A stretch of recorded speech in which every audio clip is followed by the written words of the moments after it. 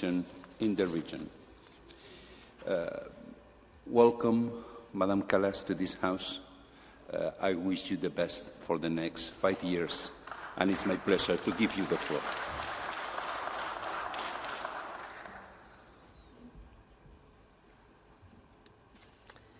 Dear President, honourable members, it's really a pleasure to be here, to see the plenary from this side. It is with a sense of cautious optimism that I address you today as we witness a historic turning point in Syria. The fall of the Assad regime marks the beginning of a new chapter for the Syrian people and a broader Middle East. First, I would like to take a moment to reaffirm that the EU's approach to Syria all these 14 years has been both principled and firm and has proven the right one.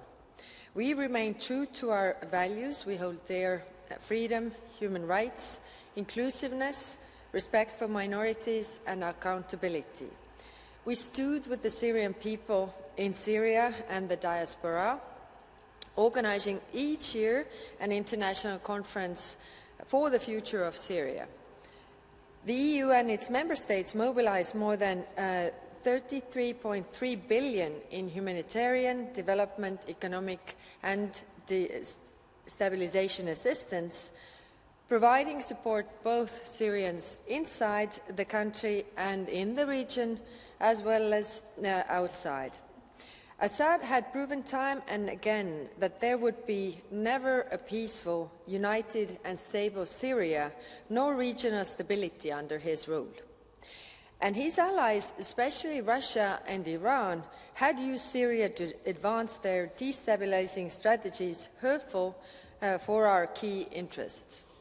Now there is a historic window of opportunity, and we Europeans need to act decisively and cohesively, also with our key partners.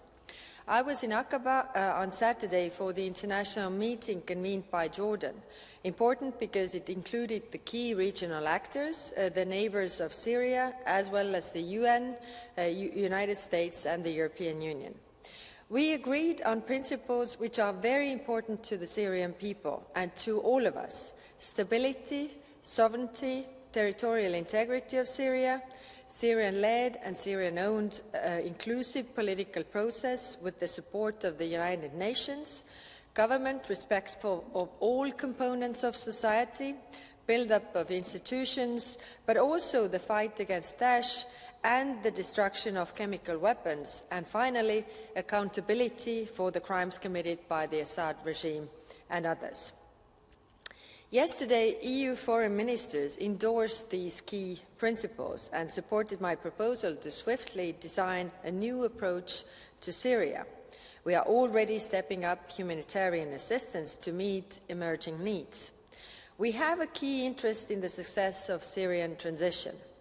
We need to adapt our early recovery parameters to the new political reality with a view to eventual reconstruction, to start reflecting on a possible revision of our sanctions regime in order to support Syria's path to recovery while keeping our leverage, and to further support accountability efforts at this crucial juncture in order to lay the foundations for transitional justice and reconciliation. This approach is driven by two objectives: early engagement and prudence. Finally, we must see how the EU, and especially this House, can support the democratic aspirations of Syria. Earlier this year, in May, over 600 Syrian civil society representatives met in the European Parliament in Brussels for the Syria conference. For the 8th year in a row, Brussels was the place, the only one in the world, where Syrians from across the country and the diaspora were able to come together and reflect both concrete issues and how to build a better future. Now, 6 months later, this future of peace, freedom and dignity is closer than ever for all communities, for all people, men, women and children. It is for the Syrians to build, but the EU has much more it can do for its aspirations. And this Parliament has very much to offer. Now, I have instructed my services to start thinking about what the 9th Brussels Conference on the future of Syria and the region could look like, this time in a new Syria. I look forward to also European Parliament's contribution. In conclusion, this is a critical moment for Syria and for the international community. The European Union has been consistent in its tireless efforts in supporting Syrian people, and we must continue to do so. Together, we can help shape a future for peace, security, and justice prevail for Syria and its people. Thank you. Thank you very much, Madam Kallas. First place, on behalf of the EPP Group, Mr. Galla, you have the floor. Ja, vielen Dank, Herr Präsident. Thank you very much, President, Vice President, High Representative. First of all, on behalf of the EPP, I'd like to wish you all the best for your new position here.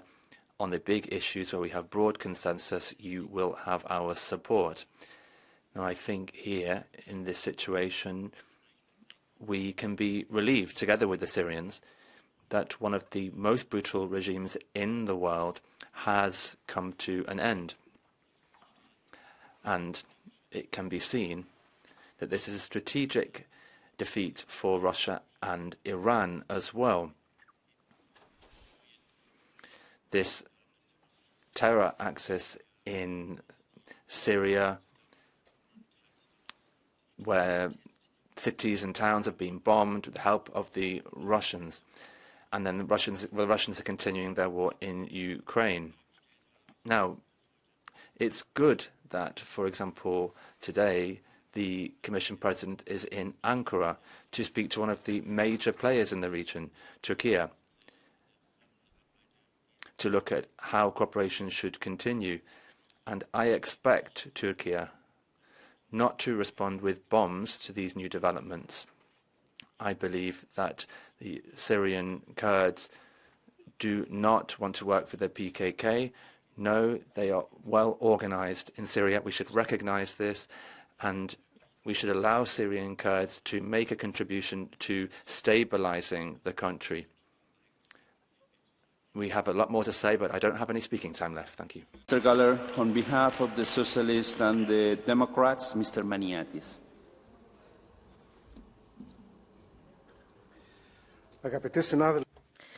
Dear colleagues, last week the sudden fall of Assad, a brutal dictator, and this brought lots of hope to Syrian citizens. In less than a week, Hayat Tahrir and its leader al-Jalani came to power. But no one can be certain that this switch can actually lead to a democratic, inclusive, and open Syria, or whether it could be substituted by a new brutal regime. So the jihadist past of HTS and its roots in al-Qaeda and ISIS that led to it being listed under terrorist organizations did not allow us to feel safe about this and to sit idly by. And we already have the first signs of the new regime not being really inclusive. We cannot allow Syria to evolve into a second Afghanistan on the Mediterranean. And we cannot allow ISIS to come back to life. We need to protect the rich cultural history of Syria, including, of course, Christians. We also need to make sure that all minorities, such as the Kurds, will have an equal footing in designing the future. The Turks are supporting certain troops, and this needs to stop. There is a risk of a civil war starting again, and this could have unforeseen circumstances. The civil war has left a country in tatters. The EU has an interest, but also a duty, to be substantially present in the area and to co-determine the next day. The East Med is our neighborhood, it's our home. We cannot allow this to fall into other people's hands. Thank you. Dear colleague, on behalf of the Patriots for Europe, Mr. Bardella. Merci, Monsieur le Président. Thank you, President. The brutal, bloodthirsty dictator has fallen, and it's the heirs of Daesh and al-Qaeda who have taken over. We're seeing a new chapter in the history of Syria, but al-Jawlani's Syria risks being as dark as the previous one. According to some Western foreign offices, the new rulers are fighters for freedom, but we probably will see terror, Christians are being oppressed, and stability still doesn't exist. Unfortunately, it shouldn't be necessary to recall it here, but Islamism is a monster that exists in Africa, the Middle East, and in Europe, as well as in Molenbeek, Rotterdam, etc. It has activists, militants, and networks everywhere. Europe seems to be blind to the attacks of Islamists during recent decades, and we can't remain passive while we watch this conflict play out. It's important for our future.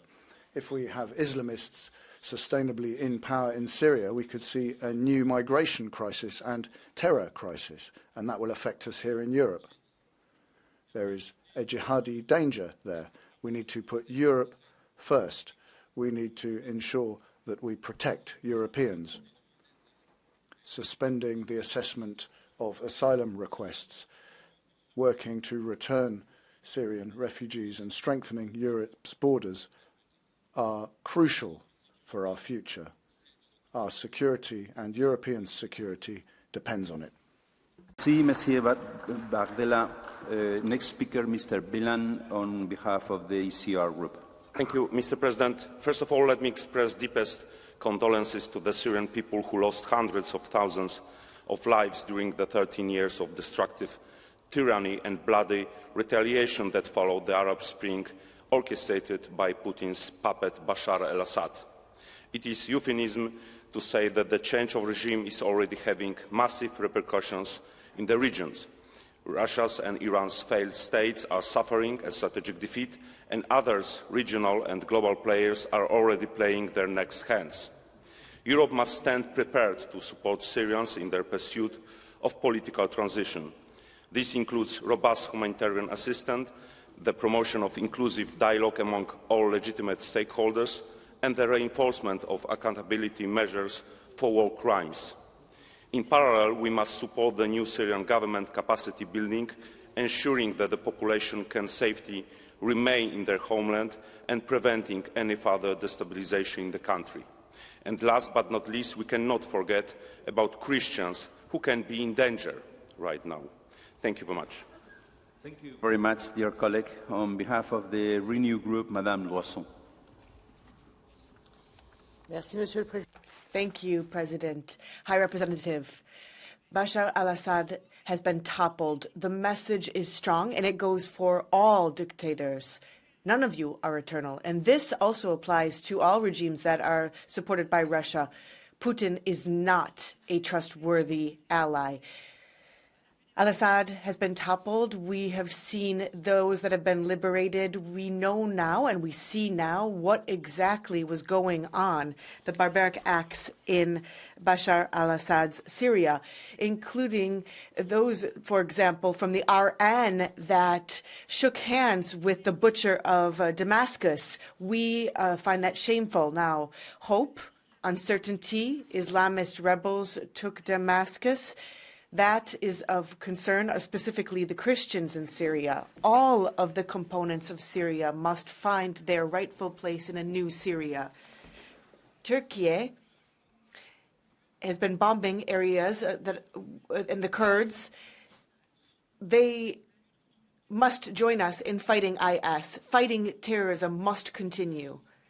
We must also commit to this new Syria, review sanctions, look to rebuilding and recalling our priorities, fighting terrorism, destruction of chemical weapons, respect of our neighbors, end of the alliance with Russia, protection of minorities, and room for women. With these conditions in place, the birth of a new Syria can be good news for the Middle East. Thank you, Madame Loiseau. I give the floor to Madame Neumann. Yalla, Ahalya Bashar. Get out, Bashar. That's what Syrians shouted in 2014, and now he is a refugee in Moscow. No one knows exactly what this new time will bring for Syria, but for the first time in decades, my Syrian friends have hope.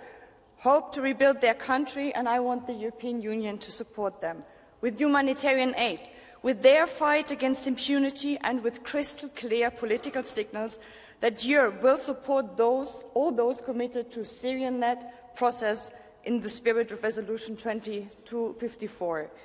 And when we talk to HTS, the message needs to be crystal clear. It's not about protecting women and minorities. It's about building a government where they sit at the table like everyone else. And to get there, dear colleagues, we also need to revisit our debates on asylum, Mr. Badella. While Syrians celebrated the end of Assad's reign, while families were searching in Sidnaya's ruins for their loved ones, some in here had no other thought than how fast can we get rid of Syrians. But colleagues, can we please remember that Syrians are human beings like you and me? Would you uproot your family right now to bring them to an unstable, violent country? Or would you want to go first and just assess the situation? That's exactly what Syrians want to do, and it's in our interest to let them. To build a democratic Syria, we need those that fled Assad on the ground. To rebuild Syria, we need entrepreneurs to invest and travel to the countries, and forced returns, dear colleagues, won't happen for another year or two at least. So why don't we let Syrians travel to Syria to sort things out, and upon return decide with their families on the best way to go ahead? Our current asylum rules prevent them to do exactly this. This is why we need temporary exceptions in our interests and in theirs. Dear colleagues, I refuse to give up the hope for a democratic Syria just because some in here fuel toxic asylum debates. Let's stand with Syrians to rebuild a country that heals its wounds and is a free country for everyone. Thank you very much, dear colleague. On behalf of the left, Mr. Schiederman.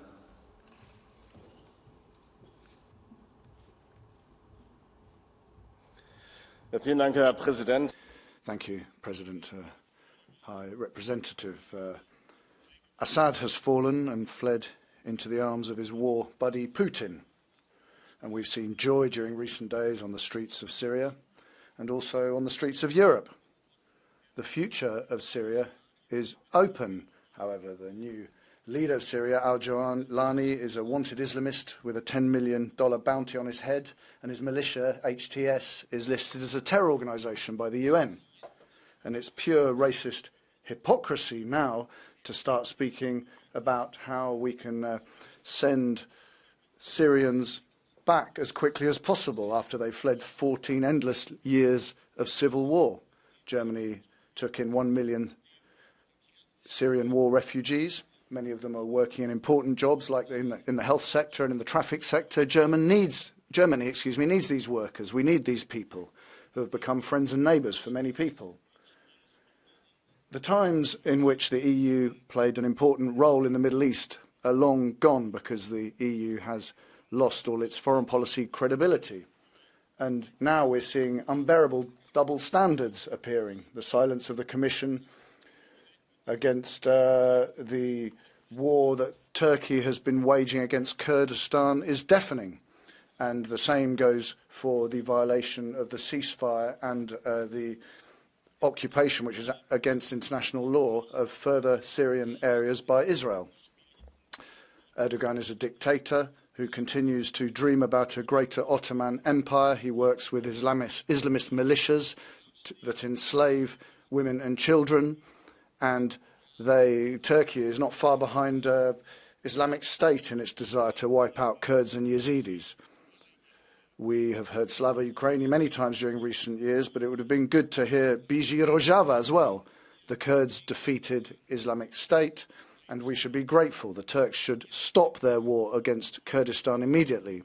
The EU should recognise the democratically independent administration in the north and east of Syria and should take up bilateral diplomatic relations with them. That would be credible European foreign policy. And we need a decisive signal from the EU on the recognition of a Palestinian state, because the key to peace in the Middle East lies in the solution of the Palestinian question. Israel must stop the war in Gaza, stop causing death and suffering among the Palestinian civilian population, and it should stick to international humanitarian law. The Israeli hostages must be released immediately by Hamas. We need a safe and sovereign Israel, but a safe and sovereign Israel requires a safe and sovereign Palestine by its side. Otherwise, we'll never see peace in the Middle East. Thank you. On behalf of the Europe of Sovereign Nations Group, Mr. Ulrich. Colleagues, a short while ago I saw some shocking video from Germany with thousands of Syrian migrants who were marching in the Christmas market and they were shouting Allahu Akbar. Thousands of Syrian migrants walking in the Christmas market. There were nice Christmas trees everywhere, decorations, children happy that Christmas is coming up. And I'm asking you, is this the Europe that you want, so that people are afraid to go visit the Christmas market? But now we have a chance to change things. You're saying that a democratic government is coming up in Syria. Okay, let's try it. It's high time, so that as the EU helped migrants enter the EU territory, now we can help them to go back home. All those young men shouting in European cities, all those migrants who left their women and children behind, they left them in the war and they fled to Europe. Let's help them go back home. Let's do this. It's a good deed.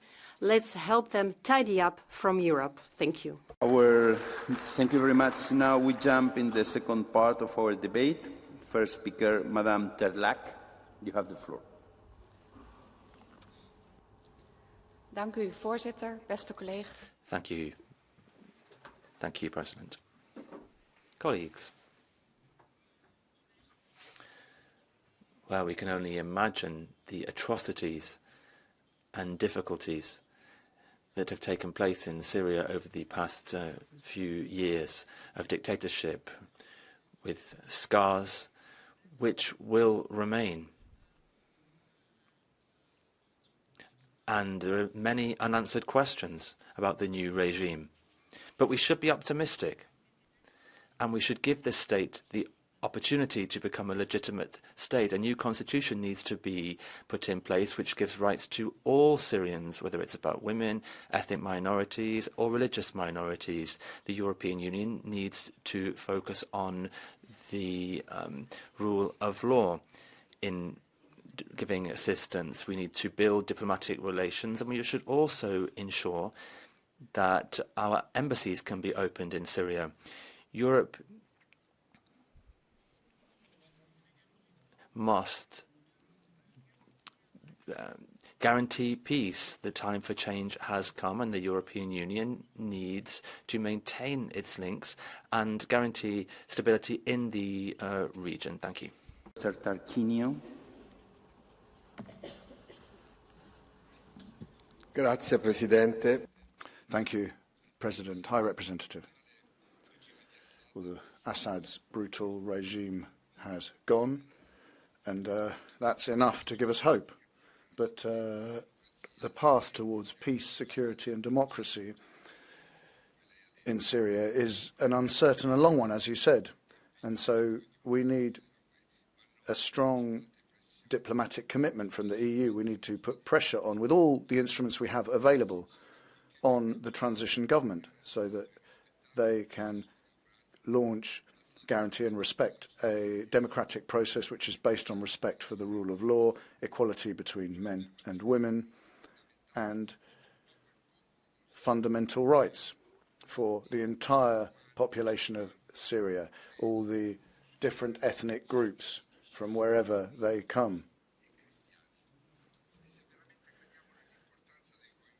If we really believe that all the people should be involved in the position of transition in a Syria that remains territorially whole, we can only be astonished at some of the actions by member states. I mean, stopping processing asylum requests from Syrians is crazy. It's not a peaceful state. What we need to do is increase humanitarian aid, because people and communities are in a dramatic situation in Syria. We need new flexible rules as well on asylum, which enables Syrians who are currently in the European Union to go back to their country of origin to contribute to the transition process without risking losing their status as refugees in Europe. And finally, a lot's been said about Iranian and Russian influence on Assad's Syria. Well, yes, some things need to be dealt with. I hope that you'll remind Turkey and Israel as well that international law can never be broken. The EU really needs to stand up to for these challenges. Thank you. Mr. Tanger Correa, you have the floor.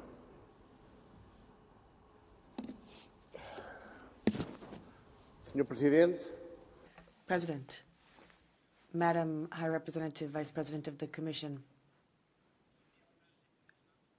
a message that I should like to send to you. You do not have easy work in the work with Syria, we know that we have a terrorist remains a terrorist, and we should never forget that. And so look at what Syria is facing now, is they have terrorists and many other countries that are interested in garnering power there. And then we have a geopolitical situation.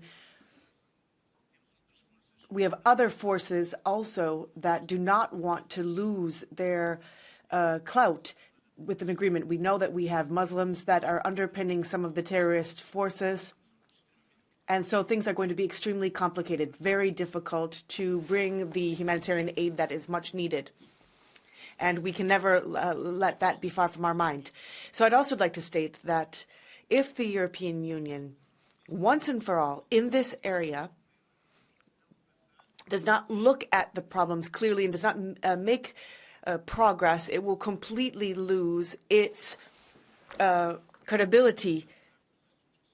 And we have to look at the situation with clarity. So, Madam Commissioner, yeah, we know that we often have the saying parole, parole.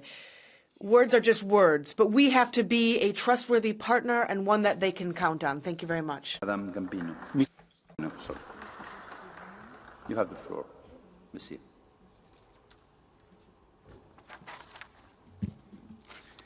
President, Vice President, congratulations on your new job. Colleagues, the fall of the Assad regime is historic, and it's a crucial time for Syria and, in fact, for the Middle East as a whole.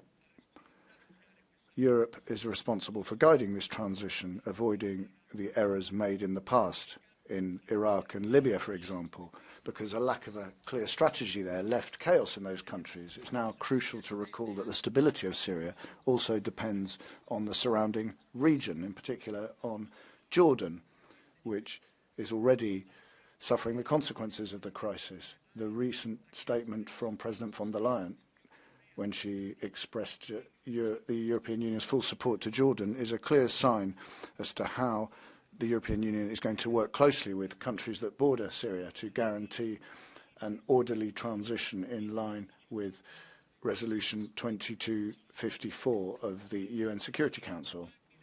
An unstable Syria is a time bomb for the rest of the region, not only in terms of migration, but also because terrorist groups can go from Syria to Europe and elsewhere. Europe needs to be firm here. We need to show a commitment to humanitarian law, human rights, and we need to work with Jordan to build a better situation. I'm sure that you'll be able to work, Madam Vice President, with the Parliament to ensure that this transition is as democratic as possible. Thank you. The next speaker is Madame Boutmans. You have the floor. Thank you very much, Mr. President. Colleagues, the West has failed to prevent the Syrian tragedy. The West has failed to protect itself and create security for the Europeans. Since the outbreak of the Arab Spring, neither we nor the Americans have done anything substantial to support the Syrian people or to oust Bashar al-Assad. The horrifying images of the Setnaya prison will remain etched in everyone's memory. We must not make the same mistake again and show some backbone. What we do or fail to do can make an enormous difference. The difference between stability or chaos. The difference between Syrian refugees returning home or even more Syrian refugees coming to Europe. My proposal is that you do two very concrete actions. One, engage in dialogue with the new power brokers. No hesitation. At the highest level, Kaja, not like the Council said. Do it at your level. Only political pressure can prevent them to radicalize. And secondly, organize a global donor conference for the reconstruction of Syria. Take the lead, because, let's be honest, we did nothing when the Syrian revolution broke out on March 15, 2011. We did nothing to support the democratic opposition. We left the field to ISIS, Iran and Russia, to murderers and terrorists.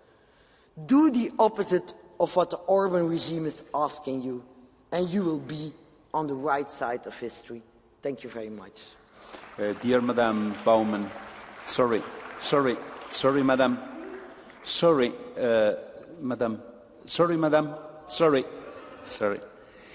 You have a blue card from Mr. Gratsoulis from ESN Group. Do you accept it? Yes. Mr. Gratsoulis, you have 30 seconds. Wait.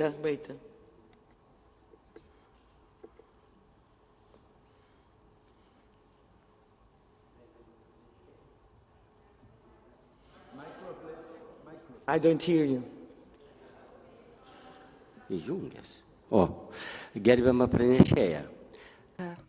Dear Speaker, you have just said that Europe has done little in order to overthrow Assad.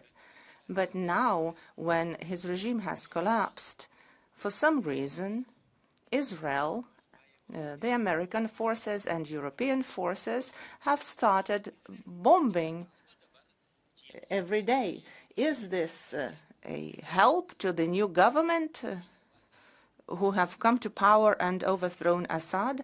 Children are dying, people are dying, infrastructure is being destroyed, and Europe is silent. What is your evaluation of this situation? Well, honestly, I think you didn't listen to my speech, because that was exactly what I'm saying. Europe cannot wait. We have to take the lead. We have to engage with the new people who are in power there and talk to them at the highest political level. Thank you very much. Thank you very much, your colleague. Our next speaker is Mr. Sautori. You have the floor. Monsieur le Président. President, High Representative, a special envoy, and 60 million euros in aid, but that is not enough considering the scale of chaos in Syria. We're talking about 50 years of oppression. We're talking about people being forced to exile to not be tortured or killed. We're talking about the fact that we have to document the truth and responsibility of what veritably went down in the country. Now, I'm calling on international justice to protect all evidence and to conserve it. Justice is a prerequisite to peace, and it is today that we need to make sure the conditions are in place for it to be put into place in a free and democratic Syria. For the democratic transition, and diplomatic relations must be reestablished as quickly as possible. We must be demanding in terms of human rights, and specifically in respecting the rights of women and children and minorities. Now, I have a specific thought for the Kurdish people, where they will have a determining role, that have had a determining role in fighting IS. We also need to protect the Syrian sovereignty from the Israeli actions. Israeli actions. We also need to make sure that we are fighting the discourse of the hard right.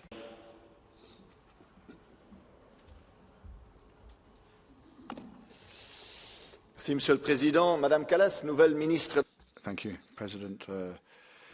Mrs. Kallas, new High Representative for Foreign Affairs of the European Union. Well, you're quite right to criticise the Russian presence in Syria, but you don't criticise the US or Israeli presence. You talk about a free Syria, but you accept the fact that your Israeli and American allies occupy a part of the country. How can you build a free country under occupation? I mean, you talk about an independent Syria, but you're quite happy for the Americans to control the oil and the Israelis destroy the Syrian army. How can you build an independent country without oil and without an army? You say you want to help the Syrians, but for a decade now, the European Union has been destroying the Syrian economy via sanctions.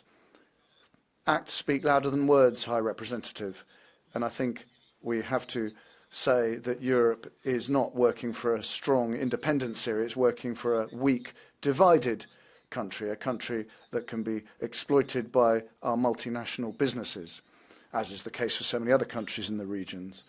Gas, oil, geopolitics, Europe only defends the interests of its multinational companies now, and everything else is just for the audience. Thank you. Mr. Schell, you have the floor.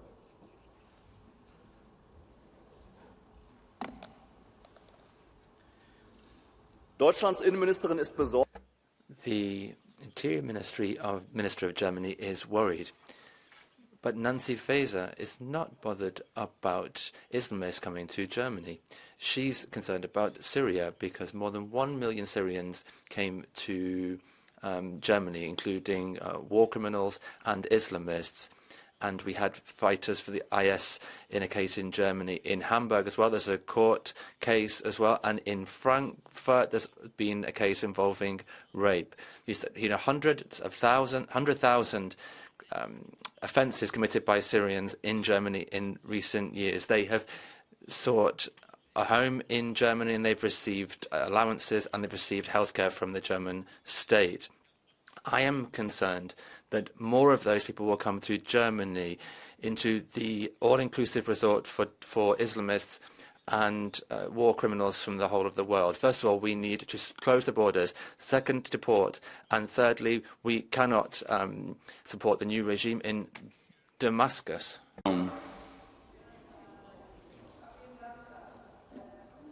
Laudetur Jesus Christus.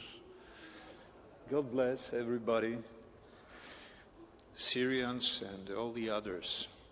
The question is, who's next? Who's next that you are going to nominate for a bad guy?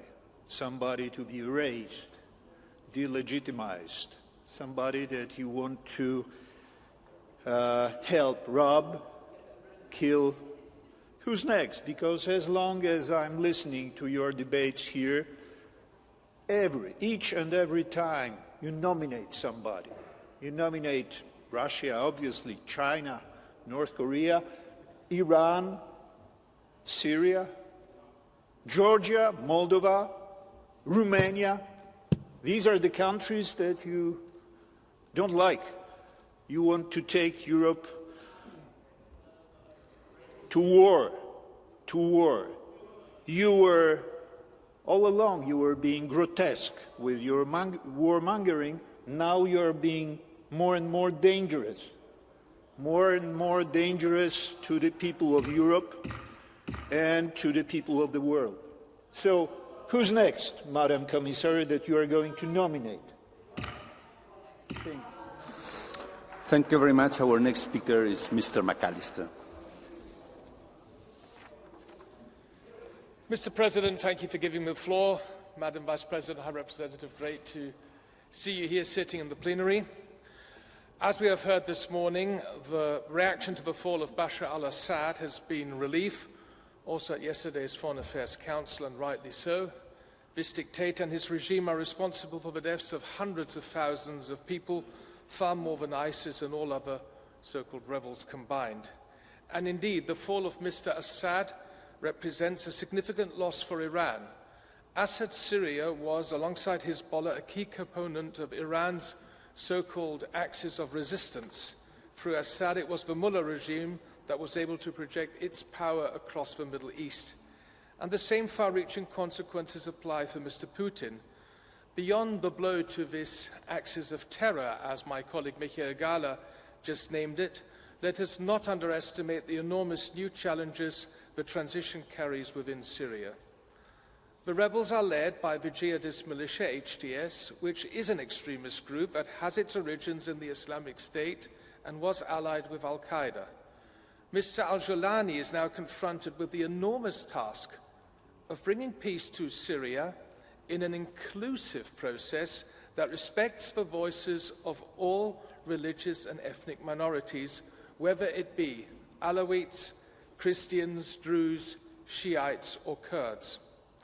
Relief and concern are not a contradiction, but rather the foundation for a reasonable policy towards the realities and uncertainties of the entire region.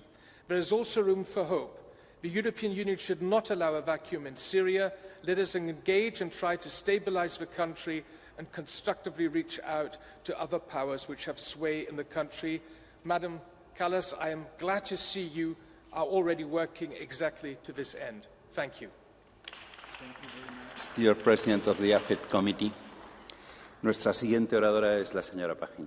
Tiene usted el... The next speaker is Madam Pajín. You have 1.5 minutes. Gracias, señor. Thank you, President. Welcome, Madam Kallas. Now, we would like to go back, but we are afraid. And the question is, going back to what or to where? These are the words of a woman with her husband and 2 children who have disabilities and who left homes because of the brutal dictatorship in the country. Today, in their family, they are in a refugee camp in Lebanon, much like other millions of Syrians in the region. Again, anyone who is trying to use this debate for hate speech, just try to think for a second, where is your humanity? Now, we have seen that this is one of the worst crises that we've had in our times. We've had 13 million displaced. Half of the Syrian population has needed urgent humanitarian aid. In terms of the crisis that we have, the EU should be decisive with urgent humanitarian aid and not have a temptation to reduce in terms of quantity. Now, we have seen that the EU has made statements and commitments in these last few days, but we must sustain them over time. The EU and the international community shan't forget the Syrian people in just a couple weeks or months' time. The EU must work with all parties to guarantee the state and the future and the access to humanitarian aid. It is true that, as the High Representative said, this is a time of hope. But we have to make sure that we are up to the task of making that a reality, and we must place that at the core of our action, this humanitarian action. Let us stop speaking about figures and start talking about people. Tarjeta. Madam Pajín, you have a blue card. Del señor Tinkinen del Grupo ECR. From Mr. Tinkinen from the ECR Group. Would you accept it? Sí. Mr. Tinkinen. Yes. 30 seconds.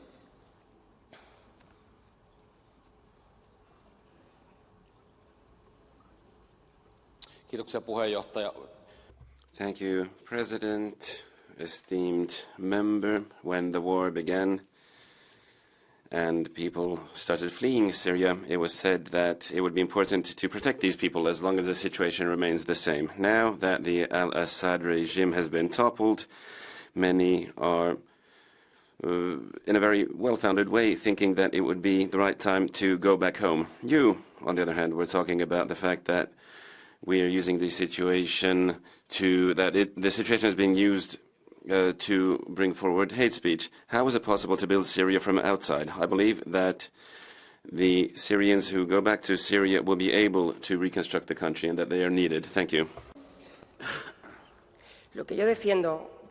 Now, sir, today, in the past, and always, we need access to humanitarian aid for all individuals in an equal way. And we need to stop sowing hate and using human tragedy to sow hate in our society, as you have done in the past. And we should stop availing of situations that are so devastating for others. We must stand in solidarity and build new hope for the Syrian people, guarantee humanitarian aid, and guarantee a future of hope for the Syrian people. The next speaker is Mr. Rago. You have the floor. Merci, Monsieur le Président. Thank you, President. High Representative, the fall of Assad's dictatorship could have represented hope for the Syrian people, but the risk is that it will enter even deeper chaos.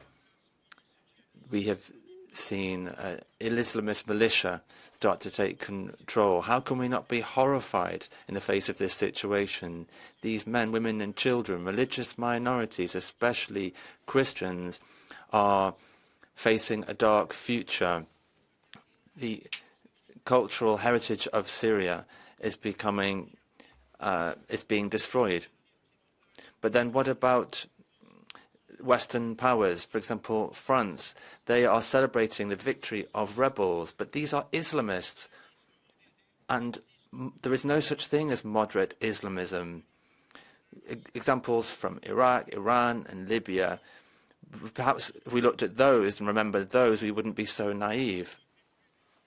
And we'll see mass migration as well, and violence in Europe. Europe needs to react with a clear head and in a firm manner, but we also need to protect our external borders.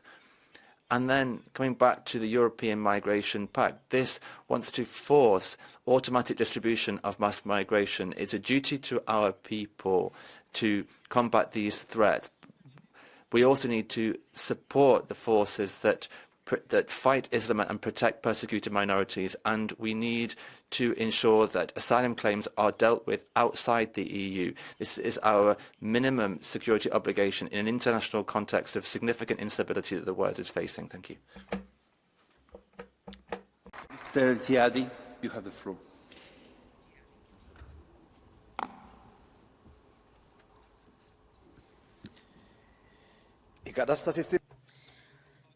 Things in Syria are chaotic. This is a very fragmented landscape. Therefore, Commissioner, we cannot be optimistic or complacent. We might have witnessed the fall of a dictatorship, but we might have another equally extremist, equally Islamist dictatorship. The HTS transitional government, let me remind you that it has been listed as a terrorist organization by the State Department since 2014. The fact that in many European cities we saw flags of the Free Syrian Army being brandished that is closely linked to the Islamist State is something that is very worrisome. And especially for my country, Cyprus, this is very worrying, since Turkey is behind the new regime. So I would like to raise the alarm. Since the worries of so many Syrian immigrants here in Europe have stopped to exist, now they should return to the country. We need to be proactive. We cannot allow illegal migration to become a fifth column in our European countries. Madame Strack-Zimmermann, you have the floor. Thank you very much. Hohe Vertreterin, es ist mir eine Freude. High Representative, it's a great pleasure to see you here today. Well, we were happy when we heard that Assad had gone. Hopefully he'll be happy in Moscow. But I think we need to reflect on what Europe's done during recent years. How could we end up with this vacuum? How could we see Russia move in that way and support the brutal Assad? I mean, we know what Russia gets up to. We've seen it in Ukraine as well. So Europe now has an opportunity to help to achieve stability in Syria. I mean, that would be a good thing for Europe too. Ladies and gentlemen, we'll see whether the Islamists genuinely want to work for the future of Syria rather than suppress people, as has taken place in Afghanistan. Europe can make a contribution, also a diplomatic one, and we could help Syrians rebuild their homeland, and the Syrians who are in Europe could help to be a bridge between the two continents.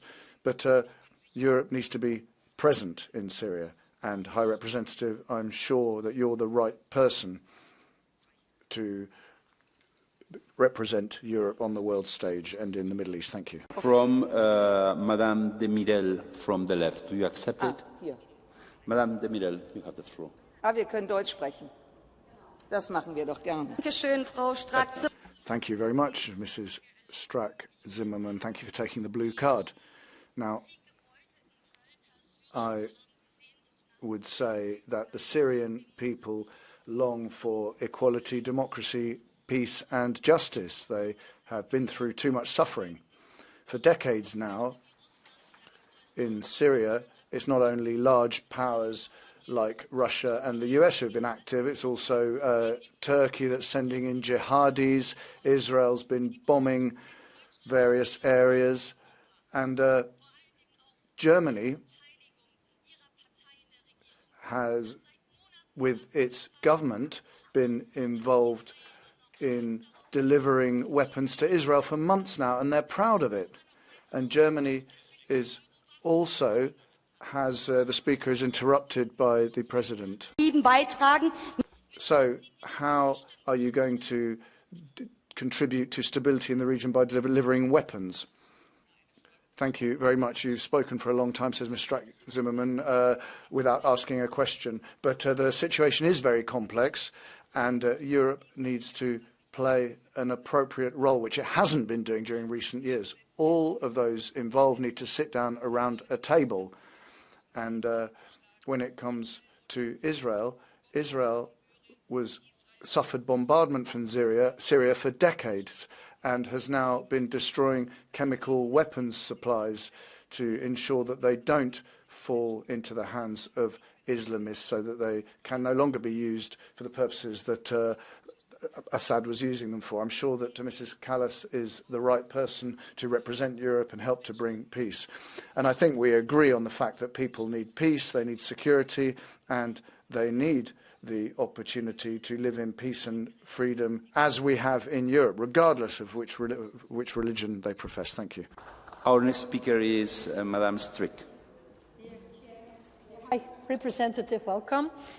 After 50 years of repression, escalated in a 13-year-long brutal war, the Assad regime has fallen.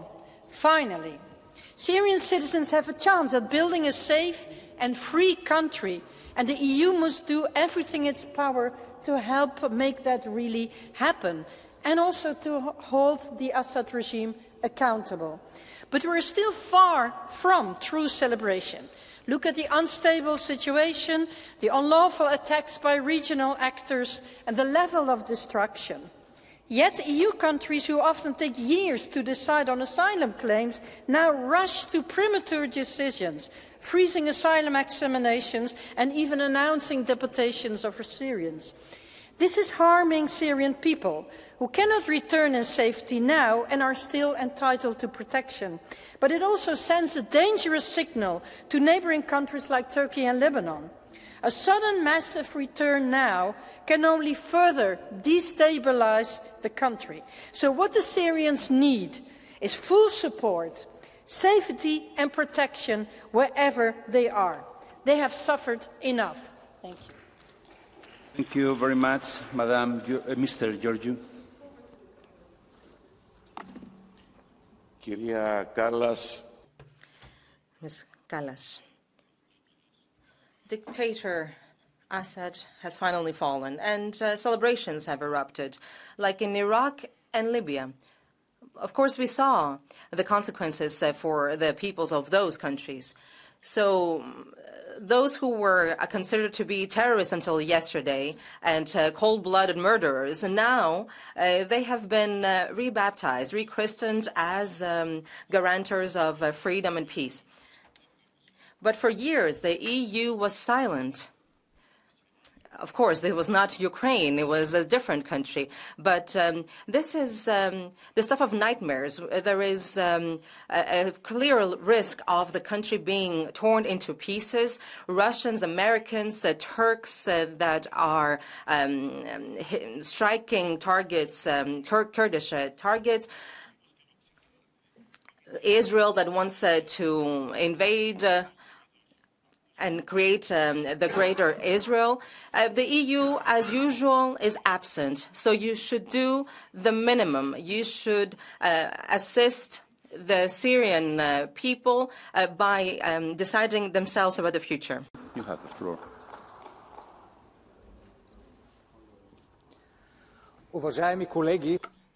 Colleagues, I don't know whether you've noticed this, but the state of Syria has died. In its place, there is a melting pot of militant jihadists, Kurds, Druze, and all sorts of agents of foreign interests. This explosive combo was created by the US, Turkey, Israel, and Great Britain.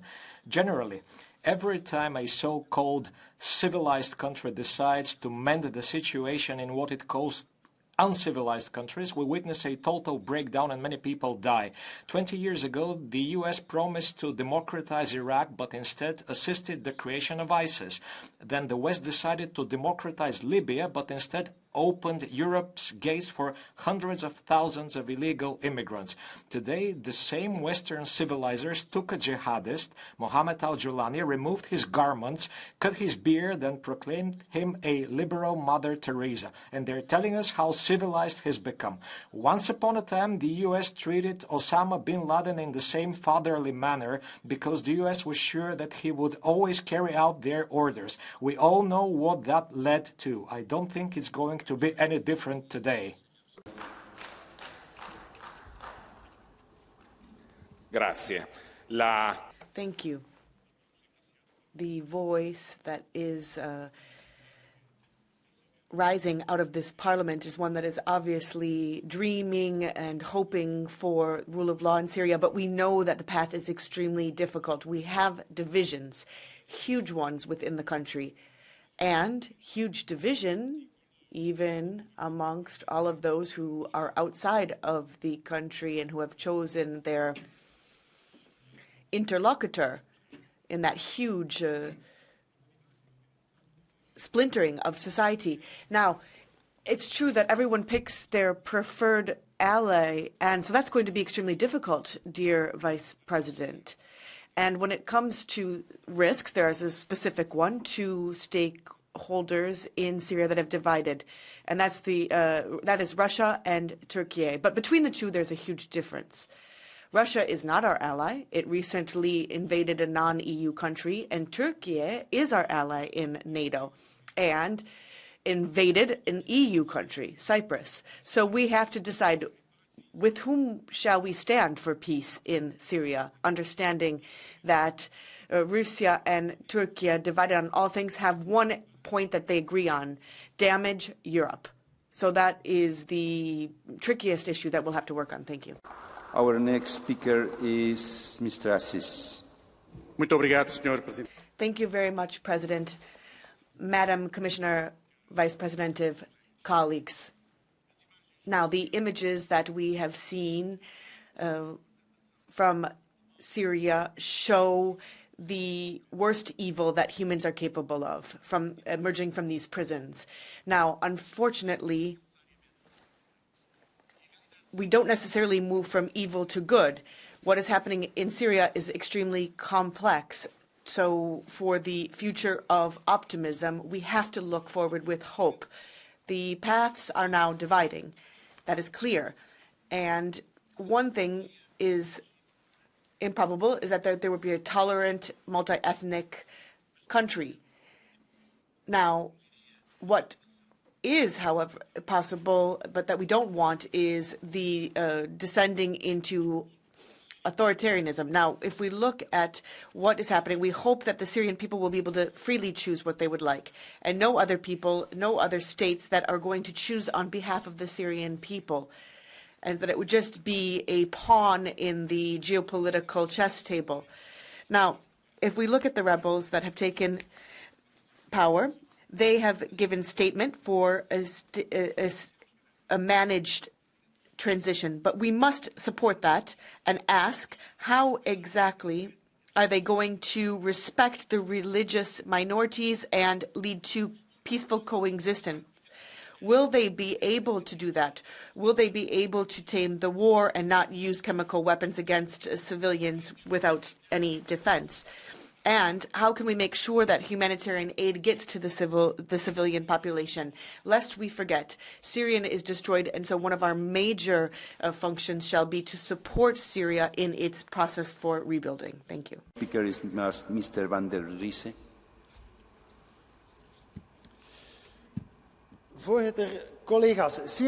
Thank you very much, President. Colleagues, Syria urgently needs doctors and engineers, those that came as asylum seekers to Europe. Syria needs its refugees. Right to asylum is not a permanent thing. Those who have sought asylum should return to their homes once it is possible. And it's time now for those people to return to their home country. And that's what Syria is asking for. Syria needs all of these people to rebuild the country. Tens of thousands of refugees who could return to Syria and who should return to Syria. Those who have come to Europe and who want to stay here benefit from our social security systems. These asylum seekers should understand what their role is in the reconstruction of their country. It's an essential role, and return these people is an obligation for us, but it's also a moral obligation for them. All of these asylum seekers who are undergoing ongoing procedures should have these procedures stopped. It's the time for them to return, and this should be done without discussions, no excuses, no exceptions. Speaker is Mr. Tinnikkinen. You have the floor. Mr. President, after years of war in Syria, Assad's criminal regime collapsed in just 11 days. The years have been devastating. Since the start of the civil war, around 4.5 million Syrians have fled to Europe. We have witnessed a massive wave of people making their way to this continent, but now we are in a new situation. Many European countries have already ceased processing asylum applications from Syrians. Some are offering money to Syrian refugees to encourage voluntary returns. Times are changing. Syria might not be anymore a country to flee from. When this is confirmed, what's next? It is time for returns. I encourage you Syrians in Europe, return with pride and build a brighter tomorrow for your own country. Thank you. Thank you, dear colleague. Mr. Barna, you have the floor. Thank you, Mr. President. I will speak in Romanian. Căderea regimului Assad în Siria reprezintă un moment. The fall of the Assad regime in Syria is an extremely important moment for the country and the region. For the victims of this brutal dictatorship, we need to recognize the immense suffering that they have experienced. I myself was born in a dictatorship, and I respect and admire the will of this people in the face of difficulties which are impossible to imagine for those who live in democracy. However, at this time, we must recognize that Syria's future is very fragile, and examples in the region don't give cause for much hope. This is the first step towards peace and stability, which are very much needed, but it's a very difficult path. The European Union has a crucial role to play in this process. We must be involved in smart regional diplomacy, promoting dialogue and cooperation to help rebuild Syria. We also need to commit to providing humanitarian aid to Syria. There are many examples from recent history which show us how important it is that Syria must not slide back into chaos. Together, we can help build a society based on justice, democracy and human rights, even though this may appear to be a utopia. This is the first test for new European diplomacy, and the President has interrupted the Speaker.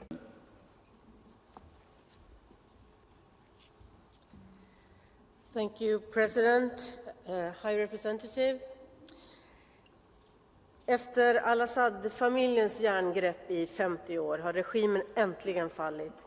En stor glädje för världen.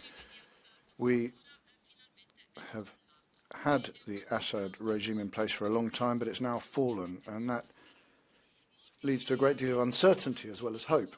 Many Syrians came to Europe. They've been coming for 15 years now, and many of them now have friends, a job, their children are in school, and now they're supposed to leave their new life behind to go back to a country in which Islamists are in power. And that's unthinkable. I mean, certainly some of them will want to go home to their country of origin. Many people, though, have understood what it means to live in freedom in Europe, and they want to do the same thing in Syria. Refugees, however, who are going to go back to Syria are going to have to make a contribution to rebuilding the country during a very uncertain time. We're also going to have to make sure that the funding is available to rebuild the country. But the most important thing is to build democracy so that people can be safe. Thank you. Arvoisa puhemies, President, the fall of dictator al-Assad regime brings joy and relief for all Syrians and the whole world. However, the future of Syria remains a matter of great concern. Hayat Tahrir al-Sham's commitment to women's rights and democracy are big question marks. Turkey and Israel are exploiting the situation for illegal territorial gains. Turkey is now attacking Kurds in the self-governing region of Rojava and arming Islamist groups for this purpose. The EU must put pressure on these countries to immediately stop their illegal activities in Syria. Now, as it appears that the EU is in formal contact with the new Syrian regime, recognition of Rojava's self-government must be a condition. When discussing the future of Syria, Kurds should be involved as a party both nationally and internationally. The international community must not turn its back on the Kurds, who have fought with great sacrifice in the region for equality against ISIS terrorism. Thank you very much, dear colleague. Next speaker, Mr. Fröhlich.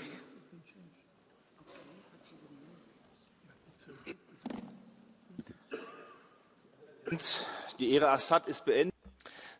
The era of Assad has come to an end, and there's a reason to be happy. But if we look at al-Jolani, he is an Islamist, and the fact that people are celebrating this shows just how morally bankrupt our elites are. And this is somebody with millions of dollars of bounty on his head. And in the worst case scenario, this could be a second Libya with another civil war. This could be a nightmare, especially for our Christian brothers in the Levant. But for us, it means even more mass migration. Europe is geopolitically impotent, and here we could see more conflict, and it's therefore a catastrophe. And what we need to do is deport Syrians. Their homeland needs them. Our boat is full. We can't deal with this. And otherwise, we will have a Syrian civil war here right in Europe. Thank you. Mr. Papadakis, you have the floor.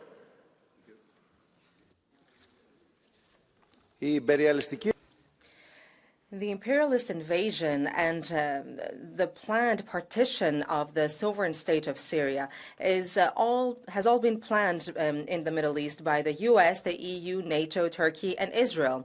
And it comes, it's closely linked to the genocide in Palestine by the State of Israel, attacks against Lebanon, and threats against Iran. The US, the EU, and the Greek government have welcomed the toppling of the Syrian regime by the jihadists and are now calling them rebels and guarantors of democratic transition. There is a lot separating us, of course, from the capitalist regime of Assad, but from the first moment, we condemned this invasion and revisionist tendencies, but you only speak against Russia while you're turning a blind eye when it comes to the US, Turkey, and Israel that have invaded Syria. So we need to stand in solidarity with the Syrian people and against imperialism. You have the floor, sir. Muchas gracias, presidente. Bienvenido. Thank you, President. Welcome, High Representative. Now, we can welcome the falling of a dictator and the toppling of al-Assad, who had crimes, torture, displaced people.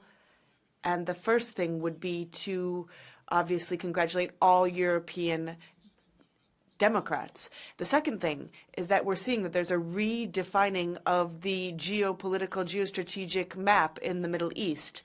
Now, nothing that seems to be the truth is the truth in the Middle East, and with friends and enemies switching on a daily basis. Moreover, many world powers have clear interests in the area. In the face of this, the EU, we can see, obviously, the uncertainty that persists there now with the toppling and with the Salafist Islamism and violation of human rights.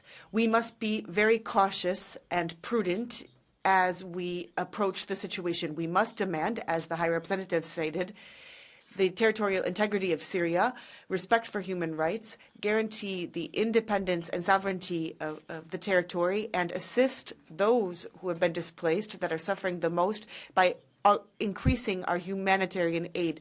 We should not open a debate within 24 hours' time following the toppling of how the individuals should be returned to the country. What we should look at now is a democratic regime that respects religious and racial minorities as we wait for further events to unfold. Thank you. You have the floor.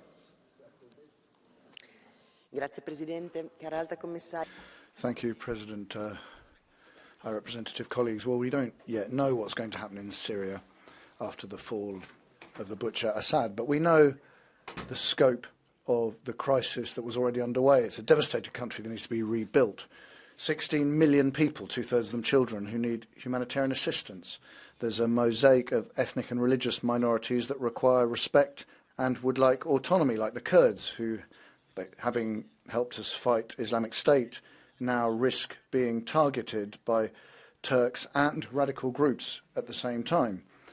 From the start of the civil war, half the Syrian population have had to leave their homes, and 7 million of them are internally displaced, and 6 million of them are refugees or asylum seekers abroad. Are they all in Europe? Absolutely not. 3/4 of the refugees are in countries that border Syria, 3 million just in Turkey, and during recent months, 500,000 Syrians have been forced to go back home from Lebanon, fleeing bombs, a crisis within a crisis. In Europe, according to the European Asylum Agency, in September of this year, asylum requests from Syrians were fewer than 180,000. Now, we don't know what's going to happen, but many European countries have already decided. They've suspended the assessment of asylum requests. Austria is already thinking of sending people back. In addition, this is a trend we're seeing everywhere in Europe relating to asylum in general. Warsaw, first and foremost, who is about to take on board the presidency of the Council, and the Commission doesn't seem to mind this development. Now, we don't know what's going to happen in Syria, but what we do know is that it's time to protect and support the Syrian people, not leave them to their own devices or kick them out. Thank you. Thank you very much. Ladies and gentlemen, the Assad regime has fallen, and it's now time for 100,000 from Syrian refugees and millions across Europe to pack their suitcases and go home, and do so now, because we've seen 30,000 Syrians marching on the parliament. We've seen calls for violence from Syrians in Germany as well, and they should leave the country as soon as possible. This is a clear security risk for those people who want to close their eyes to this in Europe. Assad is history, and therefore there is no basis for any protection status in Europe. We should not for one day longer finance these people with taxpayers' money, and it's an absolute disgrace that Mr. Brunner, an Austrian citizen, is warning against deportation. His own party, the ÖVP, called for deportations and promised this. This is hypocrisy. And we all know these methods. Patriots are clear. It is time to act. Now what we need is to return these people, and we should stop this migration to Europe. Thank you. Our next speaker, Mr. Madison. Tere hommikust. Õnneks proua Kallasega saab eesti keeles rääkida. Good morning, everyone. Luckily enough, I can use my mother tongue and speak in Estonian to Madam Kallas. We are very happy that the regime of al-Assad has fallen. It could have been more democratic. We hope that the future will be more beautiful, bright, democratic. But historically, this extreme Islamist movement has not been the most peaceful. But let's talk about democracy. Everyone, every society will choose their own way, make their own decisions. It's their decision. But I am interested in the concrete actions. We say that we want to support Syrian future. But what will we do when the new regime will start killing Christians? We want to support them in words, but in actions, what will we do? What will we do when million Syrians will start fleeing the new regime because it's not as nice as we hope? Will we protect our borders? Will we do like we did with Turkey before, paying Turkey for closing the borders? What are our plans, B, C, D, if everything is not as bright as we talk about and hope today? You have the floor. Thank you, Mr. President, dear High Representative. Good to see you here in our plenary, Kaja Kallas. De val van het Assad-regime brengt zowel opluchting. Assad's regime has fallen, and many are relieved, but there's much uncertainty for the Syrians. Will the country be in a period of instability? Will it be a time of rebuilding and stability? Will it mean that people can come back to Syria safely? New Syria has some benefits. They have now lost the Russian influence that kept Assad in power, and last week the European Union requested a peaceful transfer of power. Meanwhile, the UK, the US, Israel, and Turkey continue to act, and they're talking with the rebels that brought down the regime. In Russia and in China, well, we cannot let them decide the future of Syria. The European Union must assume its responsibilities, discuss with Syria so that the real rebuilding can begin, not just for stability and safety, security in Syria and for the whole region, but for Europe's safety and security as well. Thank you. Our next speaker is Mr. Orlando.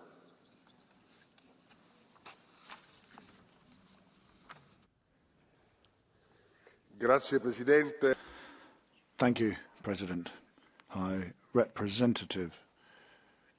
The sudden fall of the dictator in Syria after so many years in power has taken place, and the European Union now needs to support civil society in Syria. and also civil society in the diaspora. We need to push for a democratic transition, guaranteeing the rights of minorities and women. Turkey has played an important role in this phase, but we need to call on them to stop attacking the Kurds. We need to make sure we have a presence on the ground to ensure that civil society can be properly involved in the transition. They're the only ones who can move the country towards democracy. We also need to look out for the rights of Syrians in Europe. We need to maintain their guarantees. There's also a UN resolution which needs to be respected. And we need to do that so that the Syrian people can decide their future. Syria has been the arena for much conflict, and that has nothing to do with the rights of the Syrian people. Thank you. Thank you. You have the floor. Merci, Monsieur le Président. Thank you very much, President. The 8th of December 2024 marked the end of the reign of the Assad family. Syrian refugees, for the first time, are contemplating and dreaming about returning to the country, a country with the scene of so much torture. Syrian territory has been a scene of clashes, interventionism, and we need to support the Syrian people in their aspirations for freedom, dignity and justice, respecting all of the diversity and religious minorities in the country. Many people are seeking to divide. But with a neighbor, Israel, we have a neighbor, Israel, which is bombing Syria. And how can this be taking place? How can we dream of a future when so many Western countries are trying to define their priorities and prepare Syrian refugees to return to their country? We need to support Syria in this fight. Thank you. Firmenich, you have the floor.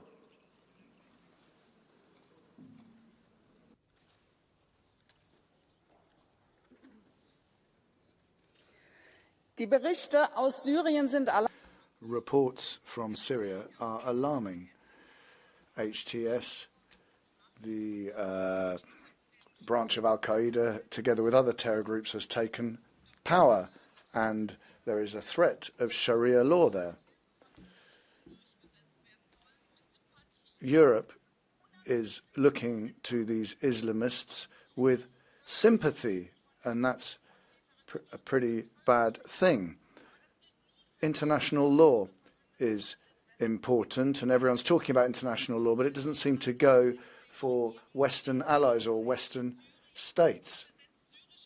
Israel is bombarding many areas of Syria and has occupied a buffer zone in Syria. NATO member Turkey, together with IS militias, is bombarding the Kurds. The EU constantly talks about the values of our community, but we have lost all credibility. Our foreign policy is a bloody farce. Thank you. El señor Burgallo. Mr. Bugallo. Muchas gracias. Thank you, President. Representative, este Parlamento y este... This Parliament and this EU frequently is just a talking shop. And when Bashar al-Assad fell, we knew precisely what needed to be done. Stability, multilateralism that is realistic, that doesn't abdicate rights. Europe is the best in terms of humanitarian aid in the world. And now the Syrian people deserve more than just hope. Having a future does not mean just waiting.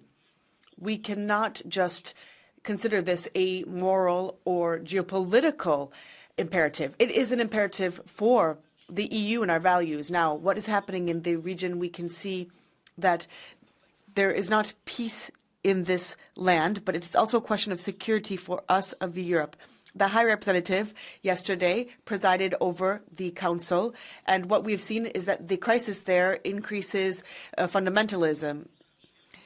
The region has victims on a daily basis, and this European Parliament stands with those victims. But we also need to be clear-sighted in terms of the threat globally that could involve European lives. And the European Parliament must be attentive to this as well. In international policy, we cannot... I would like to just give a quote. To let it be. Muito obrigado. Thank you very much. Mr. Glucksmann, you have the floor. Merci. Madame la Haute Représentante. Thank you. High Representative, colleagues, Aleppo, Homs, Damascus, the Syrians are celebrating the end of a brutal regime. Yes, the future is uncertain. I share some of the concerns that we've heard here. But let's be honest, colleagues. Who was listening to the Syrians when they were dying under the bombs of Putin or under the yoke of Assad? Just a few people tried to support their demonstrations in foreign offices across Europe and across the West. People were talking about re-establishing relations with Syria. People were having their photos taken next to the butchers in Syria, and the left seemed not to disagree. Everything was done to prevent the Syrian rebels being visible, but I want to ensure that their voices are heard. Since 2011, given the enormous crimes that were committed by Assad, Putin, and Hezbollah, and the Iranian regime, Syrians felt abandoned. The country is devastated. There are constantly mass graves being discovered. Hundreds of thousands disappeared in Assad's jails. Syria needs massive support to rebuild its country. Let's be there for them this time. Colleagues, this call needs to be heard. We weren't there to help Syrians in the war that they fought, but we have to be there for them as they build peace. Thank you. Our next speaker, Mr. Tioni. L'horreur et la noirceur. The horrors of the Assad regime are giving place to another regime with significant repression. How could we not want this country with all its religious minorities? How can we not wish long-lasting peace and harmony for them? And we need to focus on that hope.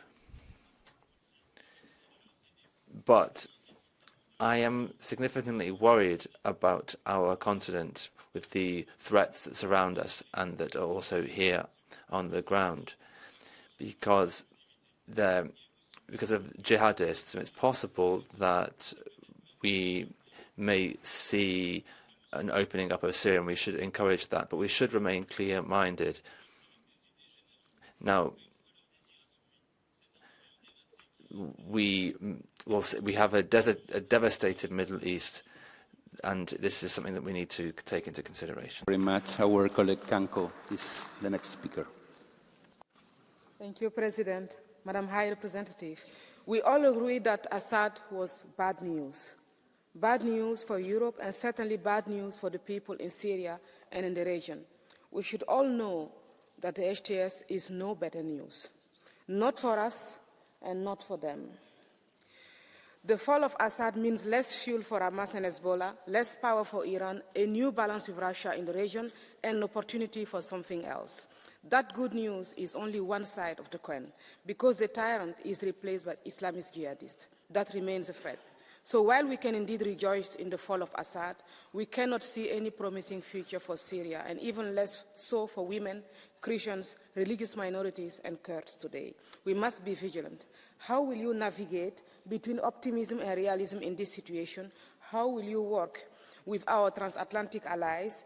The danger of European jihadists who went to fight us always try to come back to Europe. For that, we must protect our borders and be clear they must stay there. Madam Kallas, your Christmas menu doesn't look very good. When we look at the situation in Ukraine, at the crisis in the Middle East, at the situation in Africa, you really have a lot on your plate. But in this Parliament, we stand ready to work for you, for security, and for a better future. Thank you very much. Thank you very much, dear colleague. Mr. Guetta, you have the floor. Ce n'est malheureusement pas impossible. Unfortunately, it's not impossible that new Syrian leaders could end up repopulating the prisons and imposing the hijab. But how can we be certain about that? Why should we rule out the idea that they want to rebuild their country rather than plunge it into further bloodshed? Why should we believe that they aspire to impose in Damascus the theocracy that is falling apart in Tehran? We've got these people who are opening up the doors of the prisons, and Syrian men and women are supporting them because their victory has marked the end of the rule of brutality in Syria.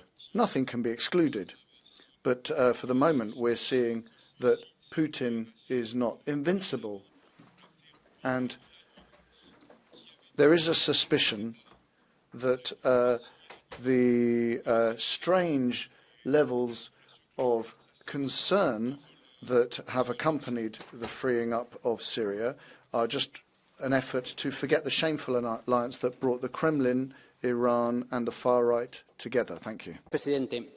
En Syria, con la... Thank you very much, President. In Syria, with the fall of tyranny, the dreams have come true for many people who protested during the Arab Spring, a democratic movement in Egypt, in Libya, in Syria, but also in Europe, in Spain, where many of us mobilized on the 15th of March in that same year. We've seen so many missing people, so many people tortured. Now we see a stage of hope. But there are also risks. What can we do here in Europe? First of all, we should not turn our back on Syrian refugees, as the far right are calling for. We should also demand that the Islamists respect minorities and women, but also from Turkey we need to have respect for the Kurdish people. And also Netanyahu's expansionist plans. They've even talked about reaching Damascus in their government, a violent plan, bombing. We cannot stifle the dreams of freedom, and we need to respect Syria's territorial integrity, and that's also our responsibility because Europe, this continent, is supporting Netanyahu. Thank you. Our next speaker is Mr. Gomar. Monsieur le Président, President, High Representative, colleagues, the consequences of the fall of the Assad regime are geopolitical, but they are also of a human nature. There is a real risk of this country continuing to splinter. The West with the Russian, the Kurdish in the northeast, and so on and so forth, with the Christians in the main cities.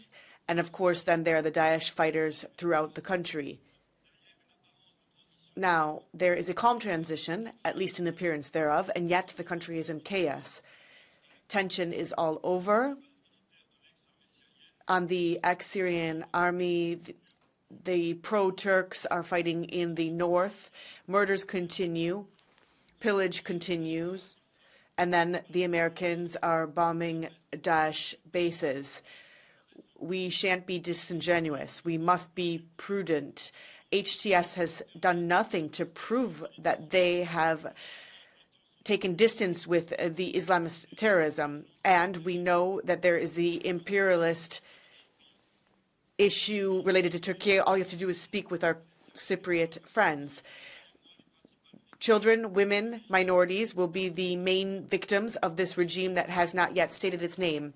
Now, the High Representative must have a strong voice, an observation mission to remain calm in the country until we know better what precisely is taking place there. Thank you. Give the floor to Ms. Insir for 1 minute and a half. Madam High Representative, colleagues, at last the brutal regime of Assad has been consigned to the dustbin of history, and the dream of democracy that sparked 2011 revolution is emerging. For a democratic Syria to thrive, it must embrace diversity and equality, accommodating the hope of all its people, whether it is Arabs, Kurds, Christians, Sunni, Shia, women or men. And foreign powers like Turkey and Israel must cease their unlawful actions that violate Syria's sovereignty and territorial integrity. International law must apply equally to all. I urge the EU to raise its voice against this violation, particularly as the upcoming US under Trump may disregard established global rules in this process. As we speak right now, Turkey, alongside its SNA terrorist allies, is attempting to invade the Kurdish city of Kobane, a site pivotal in defeating ISIS. The international community's understanding of the situation in Syria is being tested right now. It is unacceptable for a NATO member and an EU candidate to engage in such behavior. A united front from the EU and NATO can send a clear message to Turkey about the limits of tolerance.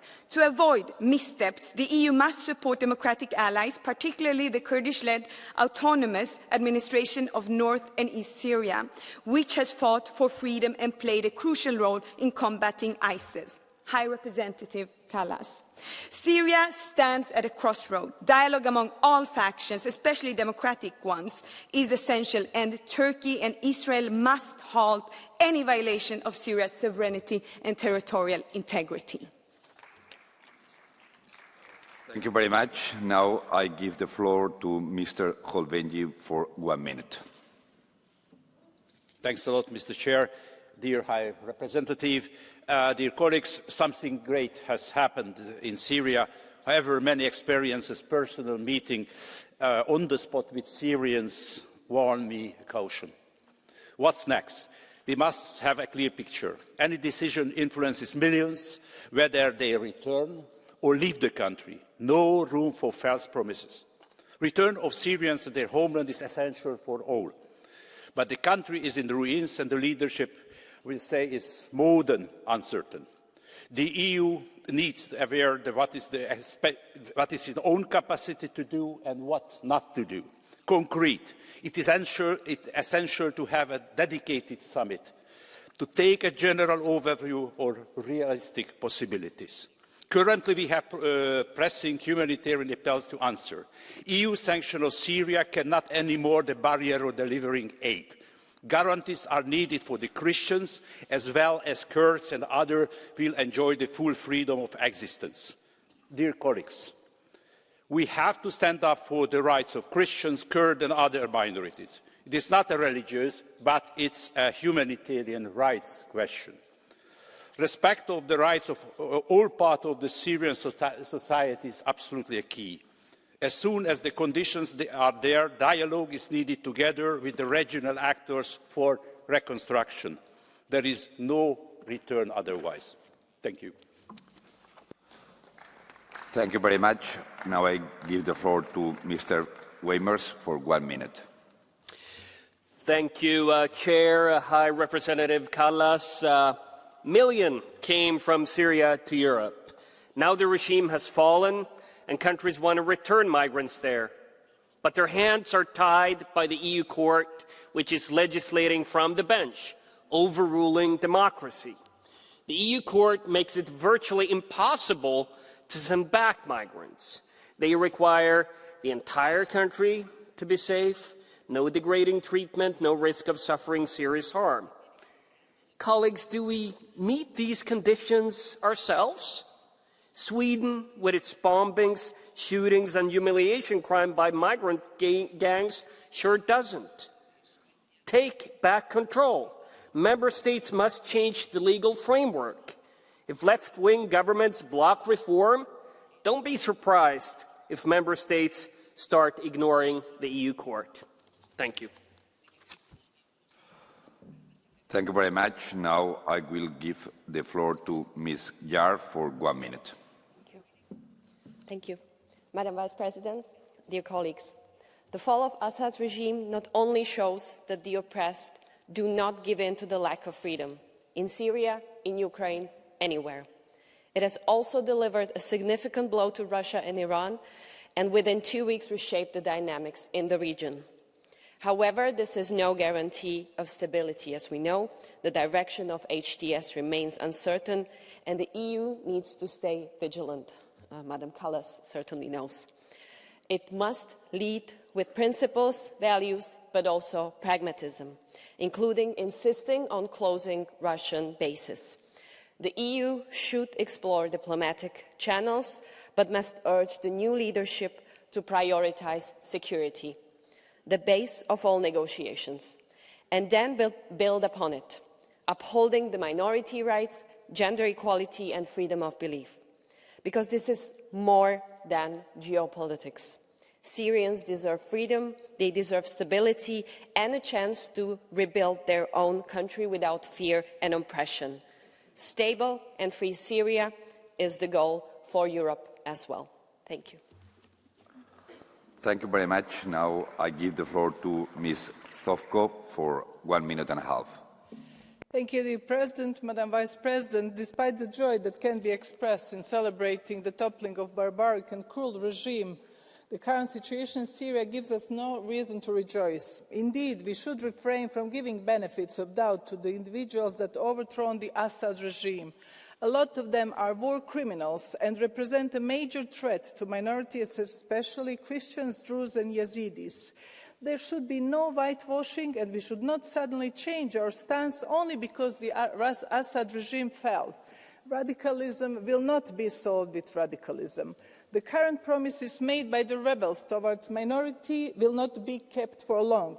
The meeting of the new Minister for Religious Affairs in Syria with Christian leaders to promise them protection should not divert our attentions. Many years ago in Bosnia, Ottomans came and gave them the same permit. And then, in the meantime, they were burning churches, expelling people, and this is what is happening in Bosnia and Herzegovina with Christians, and let alone in Syria. So don't be naive. Finally, appoint somebody who will treat in an external action service and in a commission, who will be a full-fledged commissioner or a representative who will go and protect Christian minorities wherever they live and not make just some symbolic role in the external action service. We have to take care of the religious minorities, or either we cannot be fully responsible for what is going on in the Middle East. Thank you very much. Thank you very much. Now I give the floor to Mr. Kremer for 1 minute. Dear colleagues, dear High Representative Kaja Kallas, the fall of Bashar al-Assad was one of those rare occasions of unexpected good news these days. Good news because nobody will miss this bloody dictator, and good news because his fate sends a clear message to despots all around the world that suppressing your own people while relying on Vladimir Putin will land you nowhere but in Russian exile. But there is a problem with this unexpected good news, namely that it was exactly that, unexpected.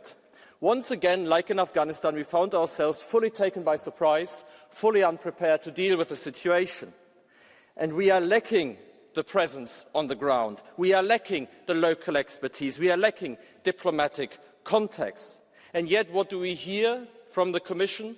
Are rumours about cutting down funding to the European External Action Service, cutting down on our diplomatic muscle. And I'm sorry, but that's like a milk farmer selling all his cows to make space for more milk. What we need is more diplomatic muscle, more diplomatic presence in the ground, not less. We need more EAS also to support you in your task over the next years. I'm a big fan of good news, but I don't want them to come unexpectedly ever again. Thank you. Thank you very much. Now I give the floor to Ms. Thysint for 1 minute. Alto Rappresentante. High Representative, colleagues. The jihadist groups have toppled the dictatorship, the brutal regime of Assad. This is a further worsening of the already delicate situation in the Middle East. And again, Europe is at risk of losing its soul. They have conquered Syria with their Islam domination, but we know that Islam wants to expand, infiltrate, and oppress. Now, we know this is not a faraway risk. It is currently being imported, and it's already been imported, the cultural model that is incompatible with our Christian roots, but not only. It also threatens our security and our identity. We want a free Europe, or one that is circumscribed to Sharia. Without this control, without a control to play, our civilization is under threat. There is no future without identity. Thank you. Now I give the floor to Mr. Bondra for 1 minute. Thank you very much. So let me start by commending the High Commissioner statement for calling the stability and territorial integrity in Syria. Indeed, it is in our interest to see a stable Syrian government that brings an end to the civil war and halts the migration wave to Europe. While the EU is, and I would say rightly, not engaged militarily in Syria, our diplomacy must work to prevent the new government from forming the alliances with the Iranian regime. Iran, along with its proxies, is becoming notably weaker, which is a positive development for the region. And Syrian government that distance itself from any collaboration with terrorist organizations would be a critical test to achieving the stable Middle East. Finally, religious and ethnic minorities in the region, like Yazidis, Kurds and Syriacs, have faced a terrible persecution in the past. The EU must therefore ensure that any serious recognition of the new Syrian government is contingent upon its rigorous respect for the right and protection of those minorities. Thank you.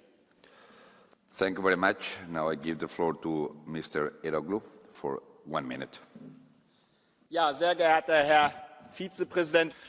Well, yes, thank you, President. Thank you, High Representative. Well, I think it's good news for the European Union that Syria has been freed from its murderous dictator. He was also the biggest drug producer and drug dealer that the Middle East has ever seen. Now, we've got more good news. The militias are going to be dissolved and they're going to become part of the Syrian army. We want to see that the Syrians are doing what they say. So that's good. I think we need to be very clear about what we want in Syria as well. We need to help. We need to ensure that medicines are supplied, schools are rebuilt, agriculture is rebuilt, and we need to help Syrians to rebuild their army as well so that they can defend their borders. And then once we have the rule of law in place, then we'll be able to see what comes next. I mean, that's what we should be doing rather than all this nonsense that we've heard today in Parliament. Thank you. Por 1 minuto y medio. Thank you very much. Now I'd like to give the floor to Mr. López Istúriz. 13 años de guerra civil. Thank you very much. 13 years of civil war, a bloody regime. But we need to see what happens with the new government in Syria. Now, you understand, I have my suspicions and I have my doubts vis-à-vis the rebel groups that form part of the new government. And also, Europeans are at the origin of this problem. People don't talk about that, but, you know, this is how the lines were traced. Look at the Kurds, for example. The main problem is us. So I'm very happy to see what the High Representative is saying, to see that we have been present in meetings with Arab ministers, sending diplomats to Damascus. It really looks like we are taking the responsibility that we have had over this for the past 200 years. Now, unfortunately, in this parliament, we have those we always hear the far right talking about immigration from the very first second and the far left talking about Israel. Can you just stop focusing on these obsessions? And Israel is defending itself, and in the south of Syria as well. It's incomprehensible, these ridiculous obsessions that these two sides of the House have. Syria needs solutions, and Europeans need to be there for the Syrians. So the thousands of people of whom the far right are talking about, to help those people because they're being persecuted. Sorry, you have a blue card from Mr. Gadi. Would you accept it?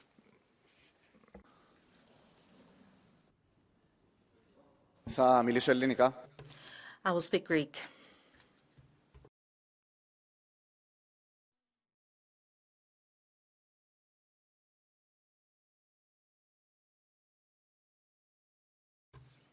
Dear colleague, this is not just an obsession. If you go to Cyprus, you will see what is actually going on the island. There is a huge problem. Hundreds of Syrians have waved the flag of the Free Russian Army in all Cypriot cities, and this could convince you about the real issue at hand. Si quitarle ni un segundo del problema que usted está mencionando. Well, you mentioned this problem. What I am saying, the priority is to solve the problems in Syria so that this does not happen again, and not wasting time with these issues. And we also need to resolve the issue of immigration. And we also look at what's happening in Syria and how the people are suffering. And we've had 13 years of civil war and persecution as well. That's what I've been talking about, and not focusing so much on the issue of immigration. Now I will give the floor to Mr. Di Rupo for 1 minute. Madame Kallas, Mrs. Kallas, I'm sure you've seen the images on CNN. The journalist Kalissa Walt went into an Assad prison and frees a prisoner who had been closed in total darkness for 3 months. Now, the man initially was clearly frightened, but then when he saw the light of day, he realized that he was getting his freedom back. But the fact is, nothing has been concluded in Syria. However, we as Europeans have a great interest in supporting the transition. It's crucial to neutralize the Islamic State, and we need to ensure a fair and stable transition for everyone, including ethnic and religious minorities. We need to ensure that women are truly free. And whatever the skeptics say, we need to open up a constructive dialogue with Ahmed al-Shara and his Prime Minister. That's in our interests as the free world. This is a challenge, but it's an obligation that we face. And it's a heavy and difficult task for you, Madam High Representative. Now I will give the floor to Mr. Laszlo for 1 minute.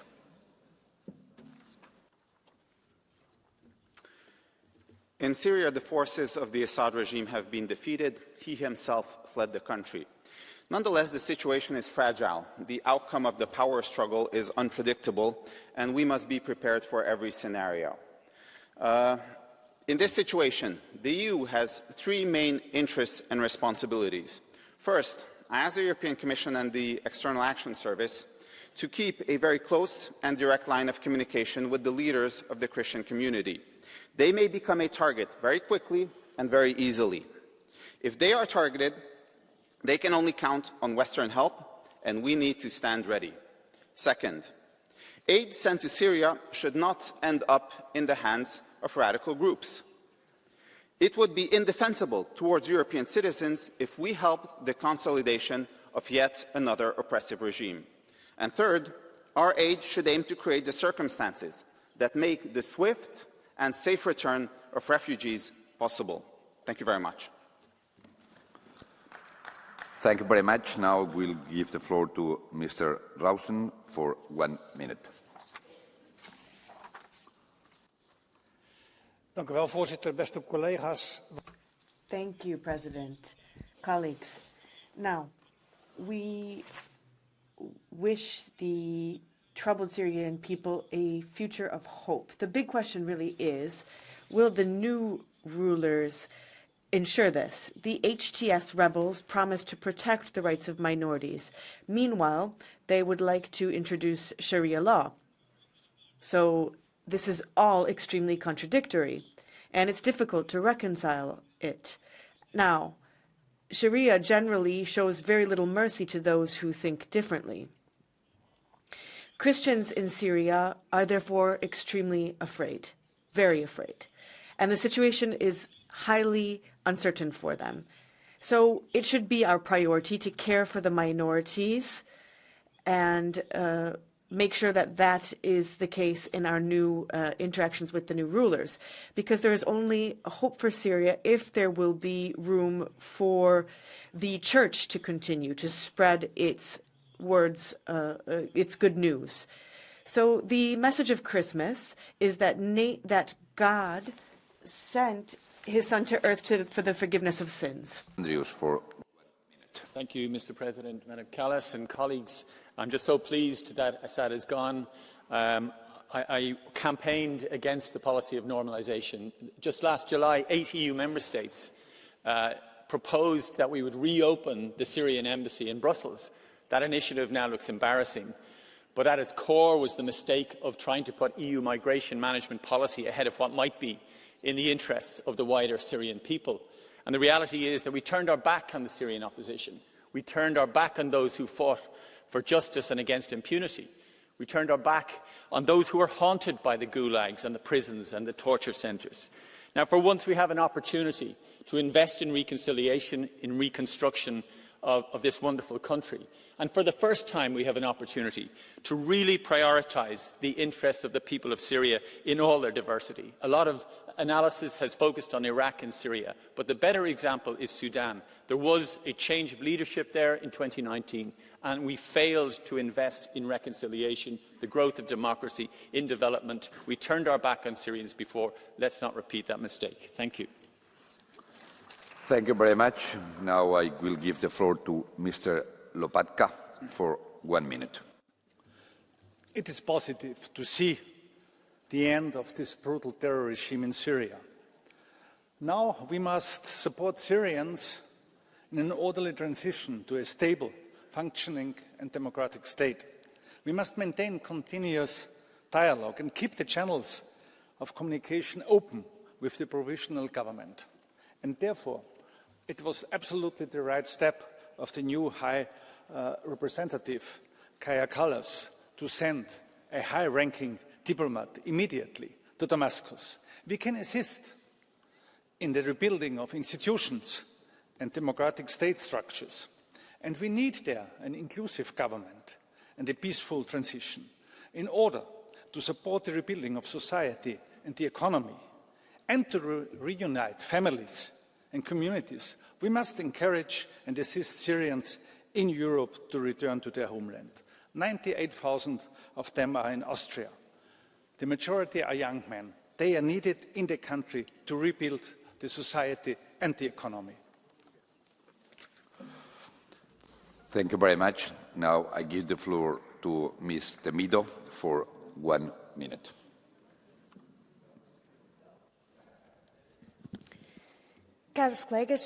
Colleagues, High Representative, following more than 50 years of the Assad's control of Syria, Syria was jubilant with the end of this regime that used chemical weapons against its people. And I'd like to say there is no but when it comes to the end of a cruel dictatorship.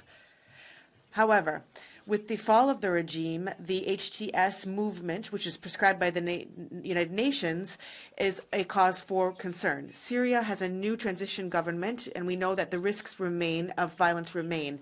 There are opposition movements, and there are many vulnerable religious minorities. Israel has bolstered its presence in the Golan Heights, and Turkey has established an advantage over Kurdistan. Now, the Syrians that are outside of the country, the diaspora hope to come back. But it's not possible to think of this in the short term to put an end to asylum policy. And in the EU, we know there's 1 million Syrians. The Portuguese President Sampaio established in 2014 the Global Platform for Syrio Students. It's a program of bursaries that meant that many children were able to come to Europe and have a future. Now, we know that there have been crimes. We have to protect human rights, establish the institutions, make sure that the peace process is inclusive. Without any of this, there will not be a new phase of hope. Thank you very much. Now I will give the floor to Mr. Baraut for 1 minute.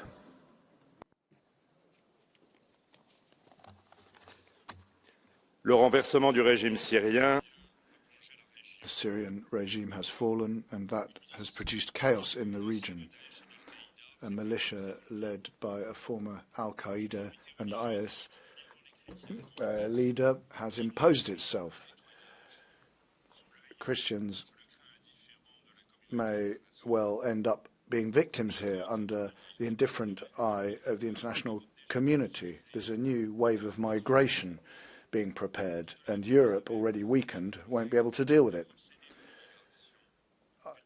I've heard the colleagues say that we're obsessed by immigration rather than trying to help Syrians, but migration is something that causes problems. We should be obsessed with it.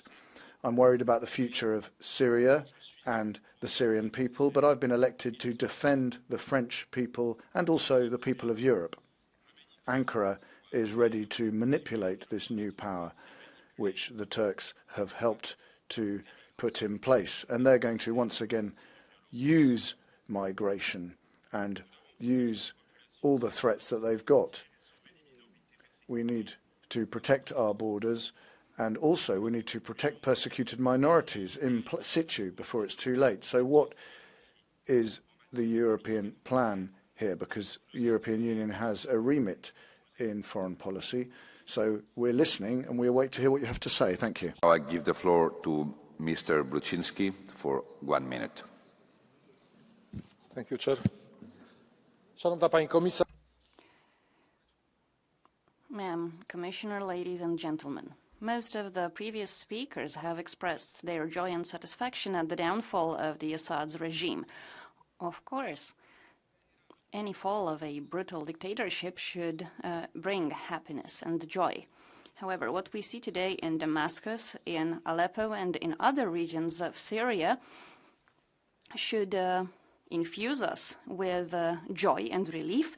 I will refer to one of the priests of the Christian churches, a Malachite priest, who said that the feelings that the Syrians feel today is fear and joy. Joy because something new is coming, but also fear of chaos. Christians have been in that region from the times of St. Paul, and they account for 7% of the total population.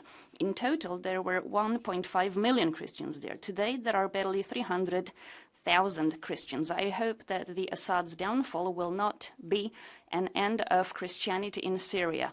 And I hope that the gullibility that I have heard in many speeches today, this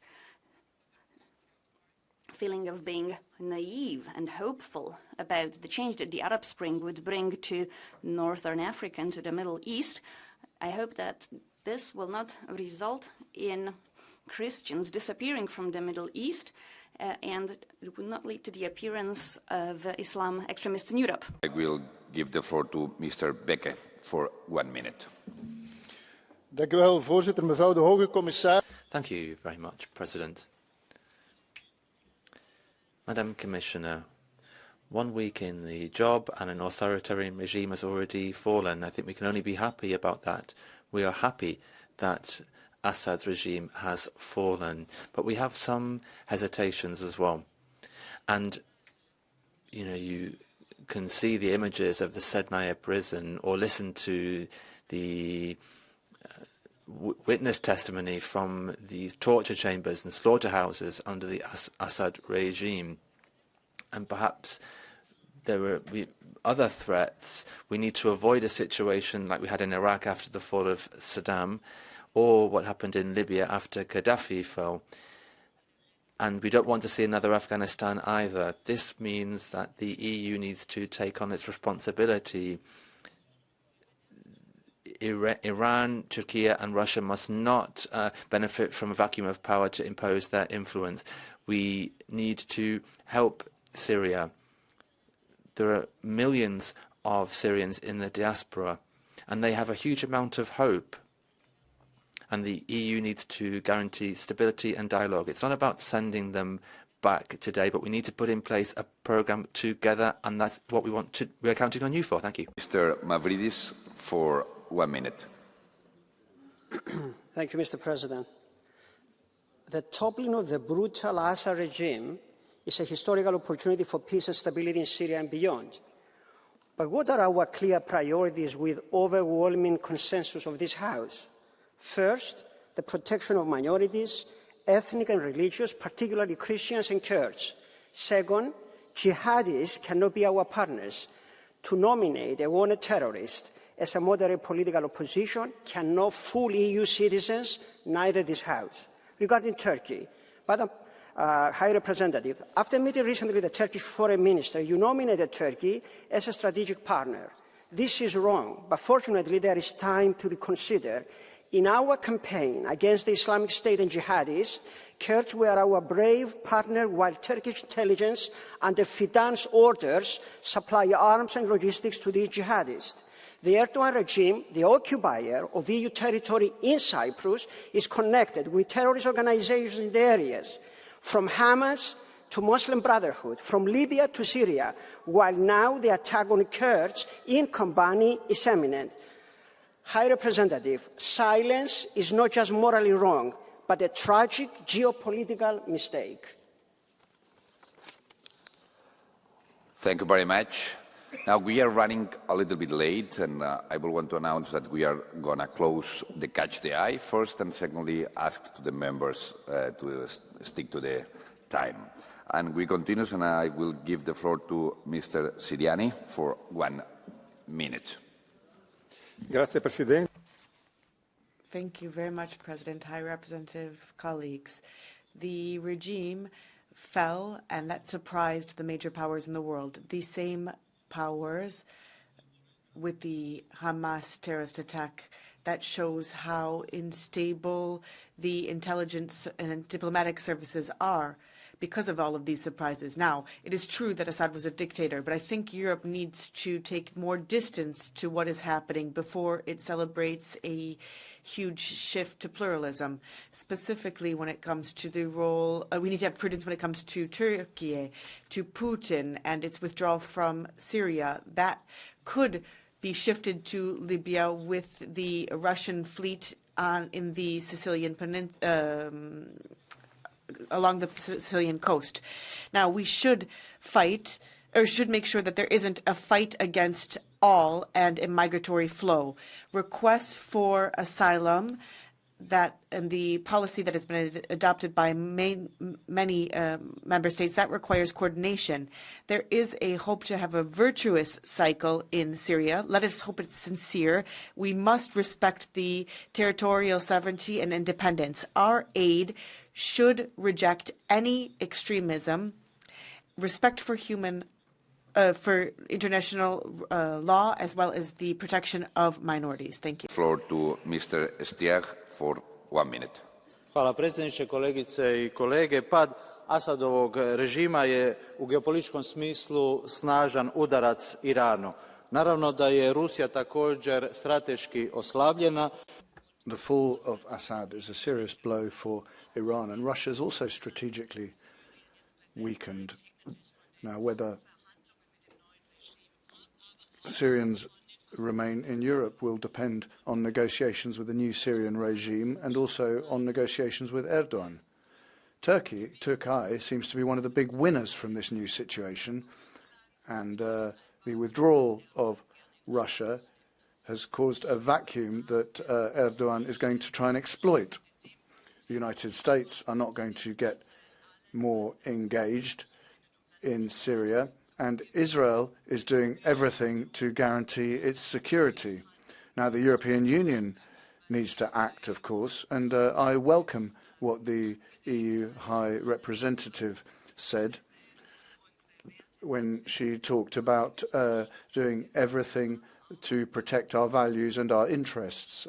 So that's obviously Christians and European citizens. Thank you. Por un minuto. Thank you very much. Now, Madam Jalul Muro. Thank you very much, President. We are witnessing historic events.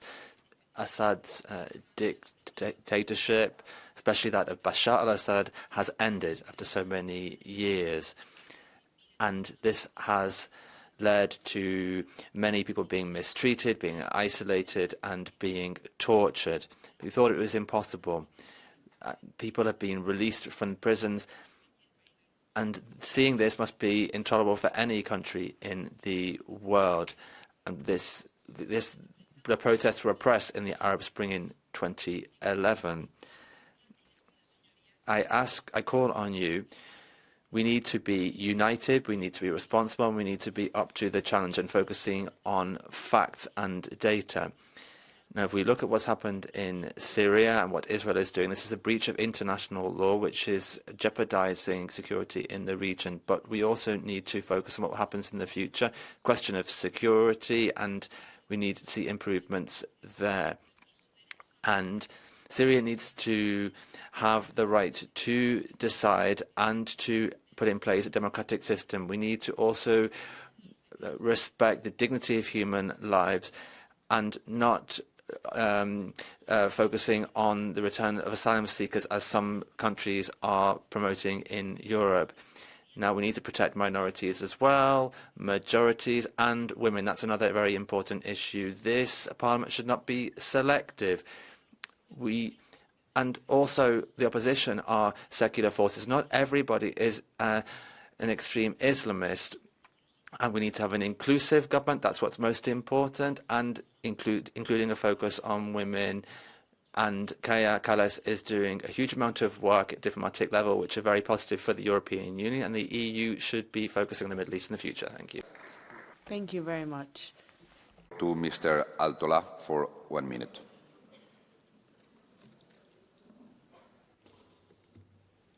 Arvoisa puheenjohtaja, Chair, High Representative Kallas, the Syrian people have been suffering for decades. The Assad atrocities have claimed hundreds of thousands of victims, millions have fled. Now we need to allow Syrians to resolve their issues while playing an active role in the creation of a stable and broad regime. The challenge is considerable. Power will be reallocated.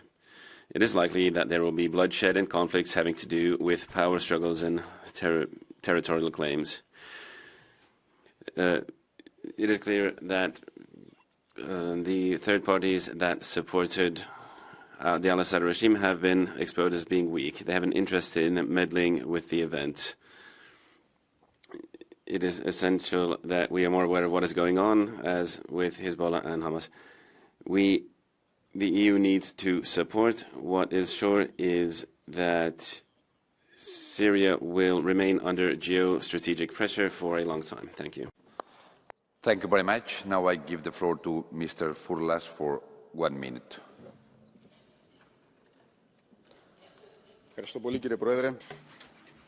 Thank you, President.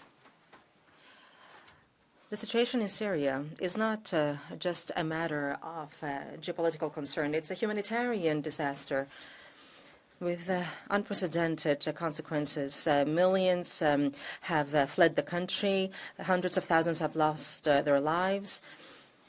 This is a very shameful situation. And it's a country very close to my homeland, Cyprus. Of course, as the EU, we welcomed the fall of Assad, but we didn't say how we can protect Christians and other minorities that are endangered and targeted. Russia, Turkey, and Iran are the major actors in a great geopolitical game, but the EU needs to be present. We need to take the lead in this. We need to tackle this crisis from a European perspective. So, dear Commissioner, we will stand by your side in this effort. Just one word of advice. Do not really trust Erdogan and Turkey because they are an occupying force in Europe. Thank you. Thank you very much. Now I give the floor to Mr. Kelly for 1 minute. Thank you, President and Commissioner. Dictatorship was one of the most vicious and most brutal regimes the world has experienced over the last 50 years. Now, as the country is still reeling from the events that have taken place there, the stories of the cruelty that Assad and his father imposed on their own people come to light. The international community should reflect on their actions in Sudan, where limited support for the civilian government played a role in the country's descent into civil war. A vacuum of power now exists in Syria, where the different rebel factions may want to grab as much land and power as they can. It is the time for the UN, the EU and the Arab League to step up and assist the Syrian state in actualising a peaceful transition with fair and free elections where all minorities and religions can be equal. I urge our European partners to demonstrate dignity and compassion towards Syrian refugees. There is still a long journey ahead for Syria, but a great step forward has been taken by the ending of the Russian-backed Assad's reign of terror. Thank you very much. Now I will give the floor to Mr. Mandel for 1 minute. Liebe Kolleginnen und Kollegen, hohe colleagues, High Representative Kaja Kallas, welcome to the European Parliament, and I look forward to working closely with you to deal with foreign affairs situations and also the situation of refugees, because these are joined. I mean, I was in Syria a couple of years ago. I've been there several times, and it was clear back then that refugees might want to go home, but there are many armed groups in the region, and people don't really know who they can trust and whether they'll be safe. But clearly, we do have to reassess the migration situation. The Austrian government have done that. Other governments have followed. And we'll see how things go. I mean, what we're seeing in Syria is the fall of a brutal dictatorship, but we don't yet know what's going to happen in the future. We need to support them in spite of the fact that they potentially are Islamists, so that they can rebuild Syria. We have the responsibility, though, to ensure that everyone goes home who can contribute to rebuilding Syria. Thank you. Now I give the floor to Ms. Bentele for 1 minute. Dear Vice President Kallas, many important and true things have already been said by my colleagues, and I would like, therefore, concentrate on a topic which was maybe not yet highlighted that much in the debate. I was very pleased to hear that you proposed to the Council to convene an Association Council meeting with Israel. This shows that you are focusing rather on dialogue with Israel and not on ousting Israel, which was lately the very wrong policy of your predecessor. For me, it is shocking to see that the relations between an EU member state like Ireland and Israel can deteriorate to such a point that an ambassador is being recalled. It is high time that the EU set straight its position towards the only stable democracy in the region and to motivate Israel to play a constructive role in the upcoming process, helping to establish a new political authorities in Syria. In this regard, I also very much welcome your announcement to restart a high-level dialogue with the Palestinian Authority. There is currently a big opportunity for the EU in the Middle East to become more than just a donor of humanitarian aid. For example, an enabler for institution and democracy building. I'm strongly convinced that parliamentarian engagement and diplomacy can be beneficial to your efforts. Also, as a former German diplomat, I'm very much looking forward to a close cooperation with you in the next 5 years. Thank you very much. Now I give the floor to Mr. Tonin for 1 minute. President, Madam Commissioner, no dictator is internal.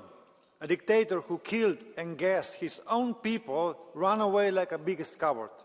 This is the true face of dictators. They take care only for themselves and they destroy the country. Islamists are clearly taking over Syria. The experience of Afghanistan teaches us that we should never ever trust the words of the Islamists. We will judge them by their actions. So there are 3 possibilities. First, further fighting and fragmentation as in Libya. Second, one dictator replaced by another as in Iraq. Or we finally get a new and inclusive Syria. I expect from the EU to tie all our financial and diplomatic assistance to new Syrian authorities strictly to the fulfillment of our core values. This is to resolve conflicts through the dialogue, to establish institutions of state, and to protect religious minorities, especially Christians. The real strength of authorities is not in the number of guns, but in sincere support of the people. Thank you very much. Now I give the floor to Mr. Sokol for 1 minute. Poštovani potpredsjedniče, povjerenice, kolege. Thank you. Madam Vice President, High Representative, colleagues. The regime fell more quickly than we thought. Now, it does not necessarily mean that the new regime will be democratic. We have the rebels have taken control, but they can be described as Islamists. 1.5 million Christians have left the country, and 300,000 are still there, and there are various groups, and this shows that we shouldn't just be euphoric about this. We should use all means we have to put pressure on the new government, but also via Ankara protect minorities. If the new government shows that they are democratic, we should support refugees to return to support their country. To have catch the eye, but we are running out of time, and as you know, we have at 12 the Sakharov Prize. Then we will do only 4 catch the eyes. It will be people who was present all the time during the debate, and especially once per group, per political group. The first one, it will be Milan Sver from the EPP. Hvala za besedo, gospod predsedujoči. S padcem al-Assada se je zgodil pozitivni. Thank you very much. Well, we've seen the fall of Assad, and that's a positive thing for the region. It means the end of repression on Syria and the end of links with Hezbollah and the Iranian regime. It was also a defeat for Russia. And also the plan to destroy Israel is less likely to happen as well. So what should the European Union be doing? Well, first and foremost, it should exclude those countries that brought Syria to its current situation from Syria's new era. All democratic forces should be included, the European Union, the United States as well, of course. So that's the first thing. And then secondly, we need to do everything possible to prevent the Afghan model being repeated. The European Union needs to be involved in rebuilding Syria. High Representative, we place great hopes in you to ensure that the European Union can play a greater role. Thank you. Thank you, President, and welcome, High Representative Kallas. Listening to the whole debate, I must say one thing: I am disgusted by the way some people here talk about people. It's dehumanizing. And I want to have noted that from the far right, the word deportations has been used several times, and I do not want to normalize that. We will only get one chance to get this right. The fall of the Assad regime is not a guarantee for stability, in particular because Turkey and Israel are vigorously pushing their own agendas. So how to convert this situation into an opportunity? Adding to the useful ideas that have been raised by my colleagues, I want to say to the High Representative to consider investing in our very diverse and knowledgeable Syrian communities in our societies. They are very knowledgeable and they can be of help. Also promote and support initiatives to transitional justice, offer direct and indirect peace building and dialogue, and work on the protection of minorities, in particular the Kurds in the north. Thank you. Thank you very much. Now I will give the floor to Ms. Langet-Siepen. Katrin. Yeah, thank you. Ich werde Deutsch sprechen. I'll be speaking in German. Now, just throw a figure into the room. 54, and then another one, 48. 54 years of an Assad dictatorship. The father of Bashar and Bashar al-Assad. The regime has fallen, but if we hadn't seen such a swift fall, it wouldn't have been possible to call for deportation so quickly. I echo what my colleague in the S&D Tice was saying. It's incredible how inhumanely people speak about humans, as if they don't have their own free will, as if they have to just fall into chaos straight away. It's as if there would be no opposition, nothing in Washington, Paris and Berlin. People are there. We have a democratic plan, and Ms. Kallas, I call upon you, contact the new movements with the experienced activists and speak to people. They don't want things to be decided on their bodies. They don't want to be decided for them what is bad or good. That's my appeal to you, Ms. Kallas. Thank you. Thank you very much. Now I will give the floor for Mr. Dostal. Vážení kolegové, dear colleagues, ladies and gentlemen, as a citizen of a country that, as Czechoslovakia, was supporting Syria, I have to say that I'm very sorry how things turned out. Under both Assads, the regime wasn't ideal, but it was secular, it was stable, and it provided for the functioning of the country.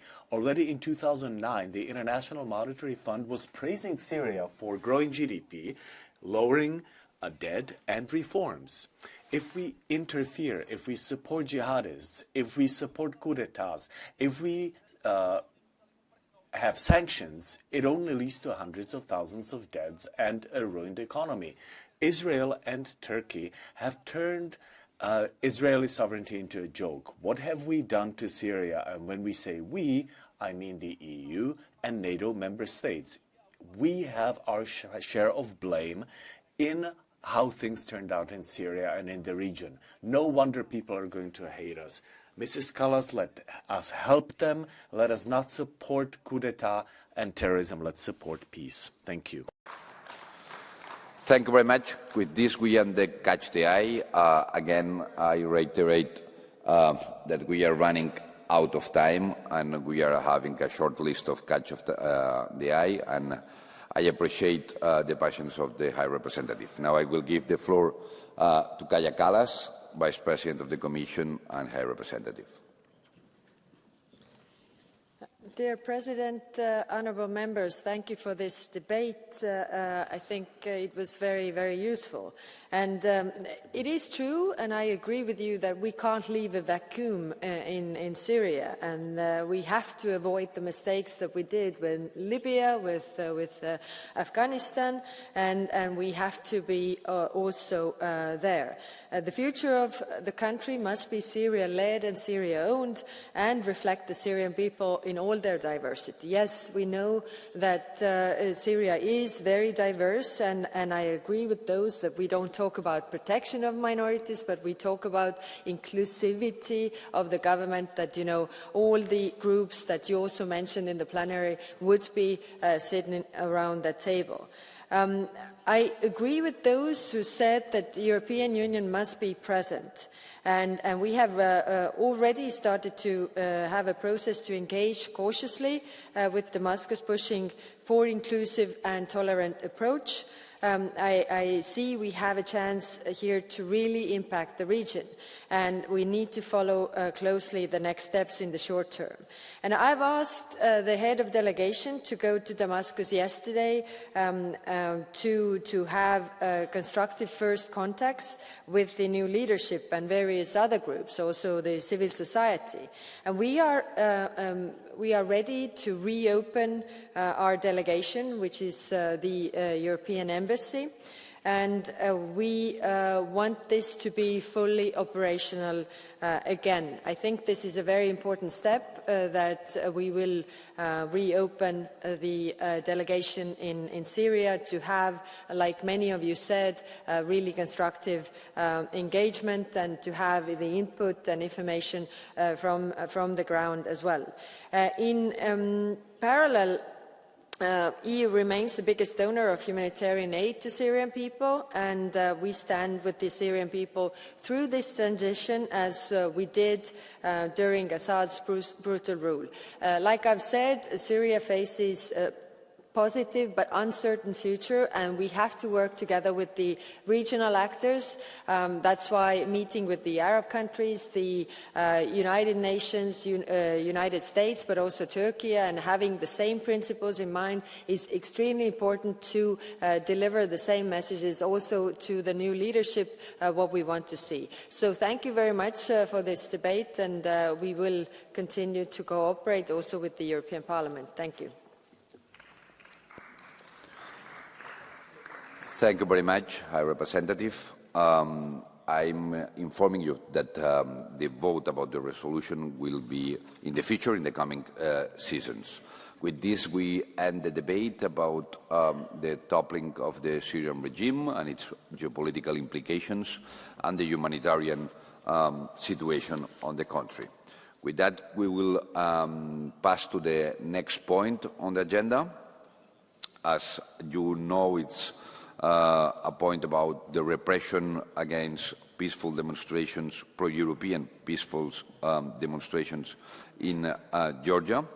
I would like you to inform that it will be one round, one speakers per group. Then we will not have catch the eye or blue card during this debate. First of all, I will give the floor to the Vice President Suica of the Commission. Commissioner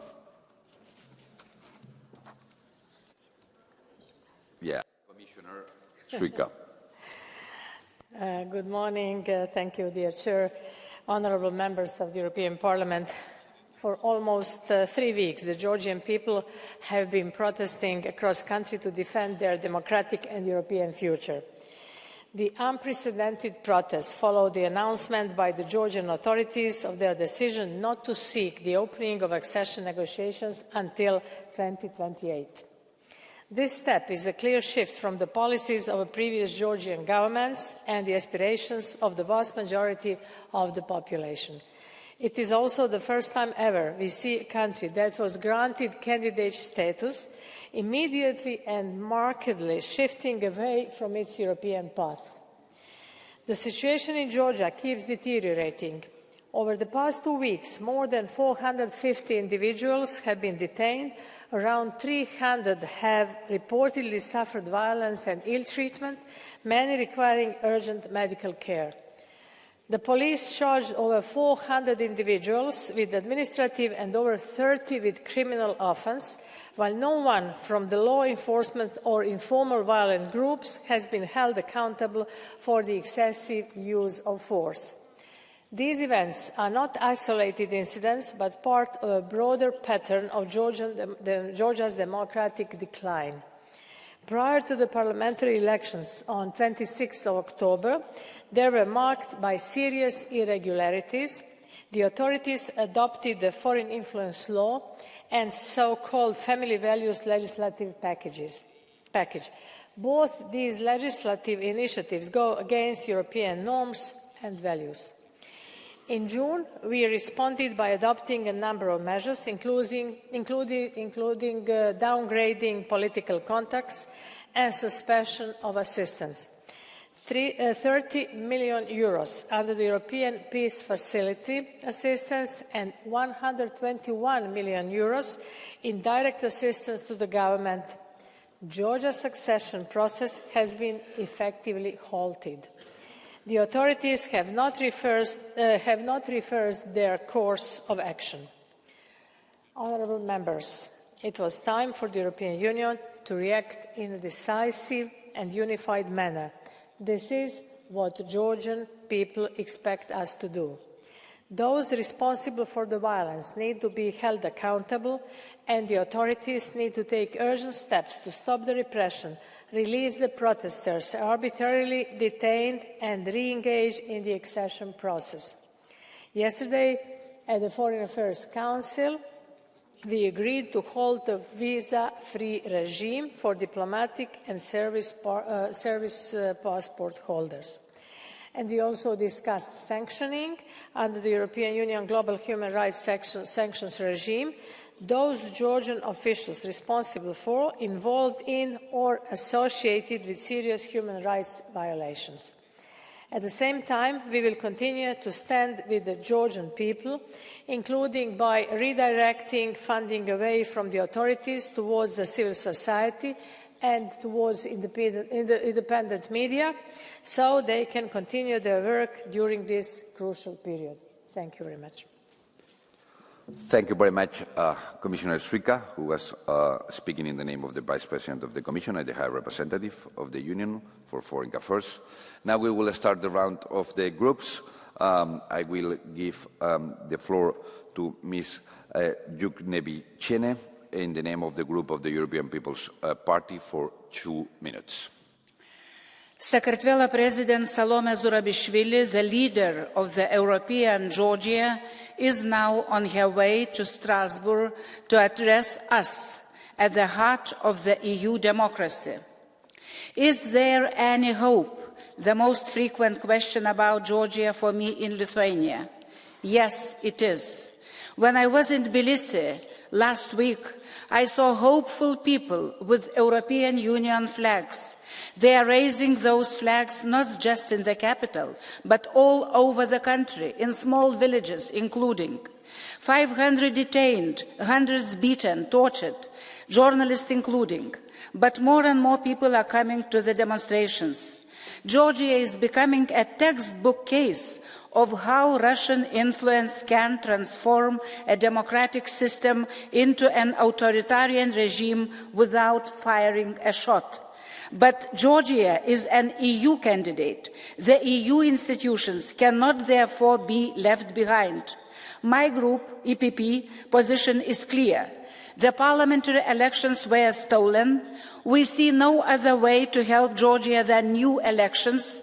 Salome Zurabishvili is the only president legitimately elected by the people until the new elections are held. We call on member states to implement sanctions on individuals responsible for rigged elections and violence against peaceful protesters. We urge heads of states, ministers of member states, not to wait to go to Tbilisi on European Georgia mission, our Commission including. I urge the EU to take the lead and not let Putin and his proxies win the battle against freedom and democracy on the European continent. It is the same battle for real peace and freedom that the Ukrainians are fighting for. Thank you very much. Now I will give the floor to Mr. Kremer for 2 minutes in the name of the group of the S&D. Dear colleagues, I too just got back from Tbilisi, and what I saw there was honestly bone-chilling. A government that, after rigging the elections, is cracking down on its own population and trying to turn a European democracy into a Belarusian-style authoritarian regime under the shadow of the Kremlin. It is a Russian playbook, all too familiar by now, a playbook of disinformation, manipulation, intimidation, violence, and even torture. But, colleagues, what I saw in Georgia also gave me hope. Hope because tens, perhaps hundreds of thousands of Georgians are taking to the streets every day and every night right now, across the country, in the cities, in the villages. Georgians are fighting for their country. They are fighting for their democracy. They are fighting for their freedom.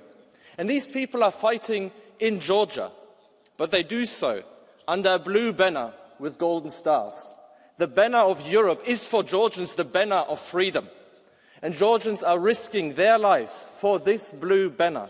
And wherever we went as MEPs, people came up to us, waving this European banner, cheering us, but also asking us, where is Europe in this hour of truth? Colleagues, the eyes of the Georgians are on us right now. And not just of the Georgians, also Ukrainians, Moldovans and so many others who yearn for freedom. They are looking to us here in Strasbourg right now. So let us show to them that in the hour of need, Europe is capable of acting. Let us impose real sanctions on those suppressing their own population. Let us welcome here on this floor President Salome Zurabishvili to address the plenary. And let us support the Georgian people in their wish for new and fair elections on their path to Europe, on their path to freedom. Georgians are acting right now to defend the values that this banner represents. So let us do the same. Thank you. Thank you very much. Now I give the floor to Ms. Mariani in the name of Patriots for Europe group. In Georgia and in Romania, the EU refuses to acknowledge the choice of the people. Georgia is the theatre of an insurrection. We see that you're trying to destabilize from abroad against the legitimate powers of Georgia. There were protests in Tbilisi, and you are encouraging these protests against the Georgian state. You are trying to make things spiral out of control, a la Maidan. Yet Georgia and its institutions are holding on. They are withstanding the violence of those who lost the elections. They lost the elections, and despite what you're doing, Georgia dreams victory has been acknowledged by the central powers, and the president was elected. The prime minister was elected in line with the laws. The people in Romania and Georgia don't want their sovereignty taken from them. We say that we're in favour of wealth, prosperity and democracy, but in Georgia we are encouraging a coup d'etat which could cause instability in the country. I will give the floor to Ms. Gosiewska in the name of ECR Group. Od tygodni tysiące Gruzinów wychodzi na ulicę w sprzeciwie. For weeks, thousands of Georgians have been taken to the streets in opposition to the policies of the Georgian Dream, a pro-Russian party that is directly pushing the country into the arms of Russia. Arrests, violence and the freezing of relations with the EU. This is the response of those in power, a response aimed at Georgian society. The Georgian demonstrations are taking place under the slogan, "Wake up Georgia." What I would say is wake up Europe and stand with the protesters. Ms. Kallas, what does it mean that a lot can still happen before the 29th of December? What are you waiting for? For blood to be shed? For President Zurabishvili to be imprisoned like they did with President Saakashvili? You said that the list of people subject to sanctions is already ready. Then do it. At least do that. You slept through the 2008 war. Georgia's independence and Europe's honour were saved by then Polish President Lech Kaczynski. You wanted not to act then. We need to take action without waiting. Georgians are fighting for their future. Let us help them. Sakarvelo Gamardziu. Thanks. Now I will give the floor to Ms. Loiseau for 1 minute and a half, representing Renew Europe Group. Chers collègues, dear colleagues, have we become deaf? Do we not hear what is cried out every night by the demonstrators in Tbilisi and in Georgia? Let me tell you what they're saying. I went to meet with them. The elections were stolen from them. They were rigged. And their freedom is being stolen from them. They dream of Europe. And the Georgian dream, what a name, who is in power. They only look to Russia. They constantly repeat that Georgia is European, it is not Russia. Dear colleagues, have we become blind? Do we not see the repression on these peaceful demonstrators, the arrests, the beatings, journalists and opposition members thrown in prison? We see that a cloud is over the country, an alignment with Moscow. Are we impotent? Will we not apply sanctions to donors of Georgia Dream who want to turn Georgia into a new Russia? Salome Zurabishvili has been invited to the European Parliament by President Metsola, as many of us wanted. Ms. Zurabishvili is fighting tooth and nail for the democratic future of her country. Georgia belongs in our house of European democracy, and she must speak in plenary. Those who believe in the power of Europe and in us, we have to prove that they are right to believe in us. Very much. Now I will give the floor to Mr. Van Lanschot from the group of Greens for 1 minute and a half. The party Georgian Dream has turned it into a Russian nightmare. The leaders of this nightmare stole the people's voice in an election that was not free nor fair. And by blocking the roads to the EU, they stole the people's hope. They are illegitimate, unconstitutional, but the masks are off, and they reveal their true face, a face the Georgian people know too well, a face of Russian oppression. Peaceful protesters arrested, hundreds assaulted by the police, civil society intimidated, journalists hunted and beaten, political opponents imprisoned, like Nika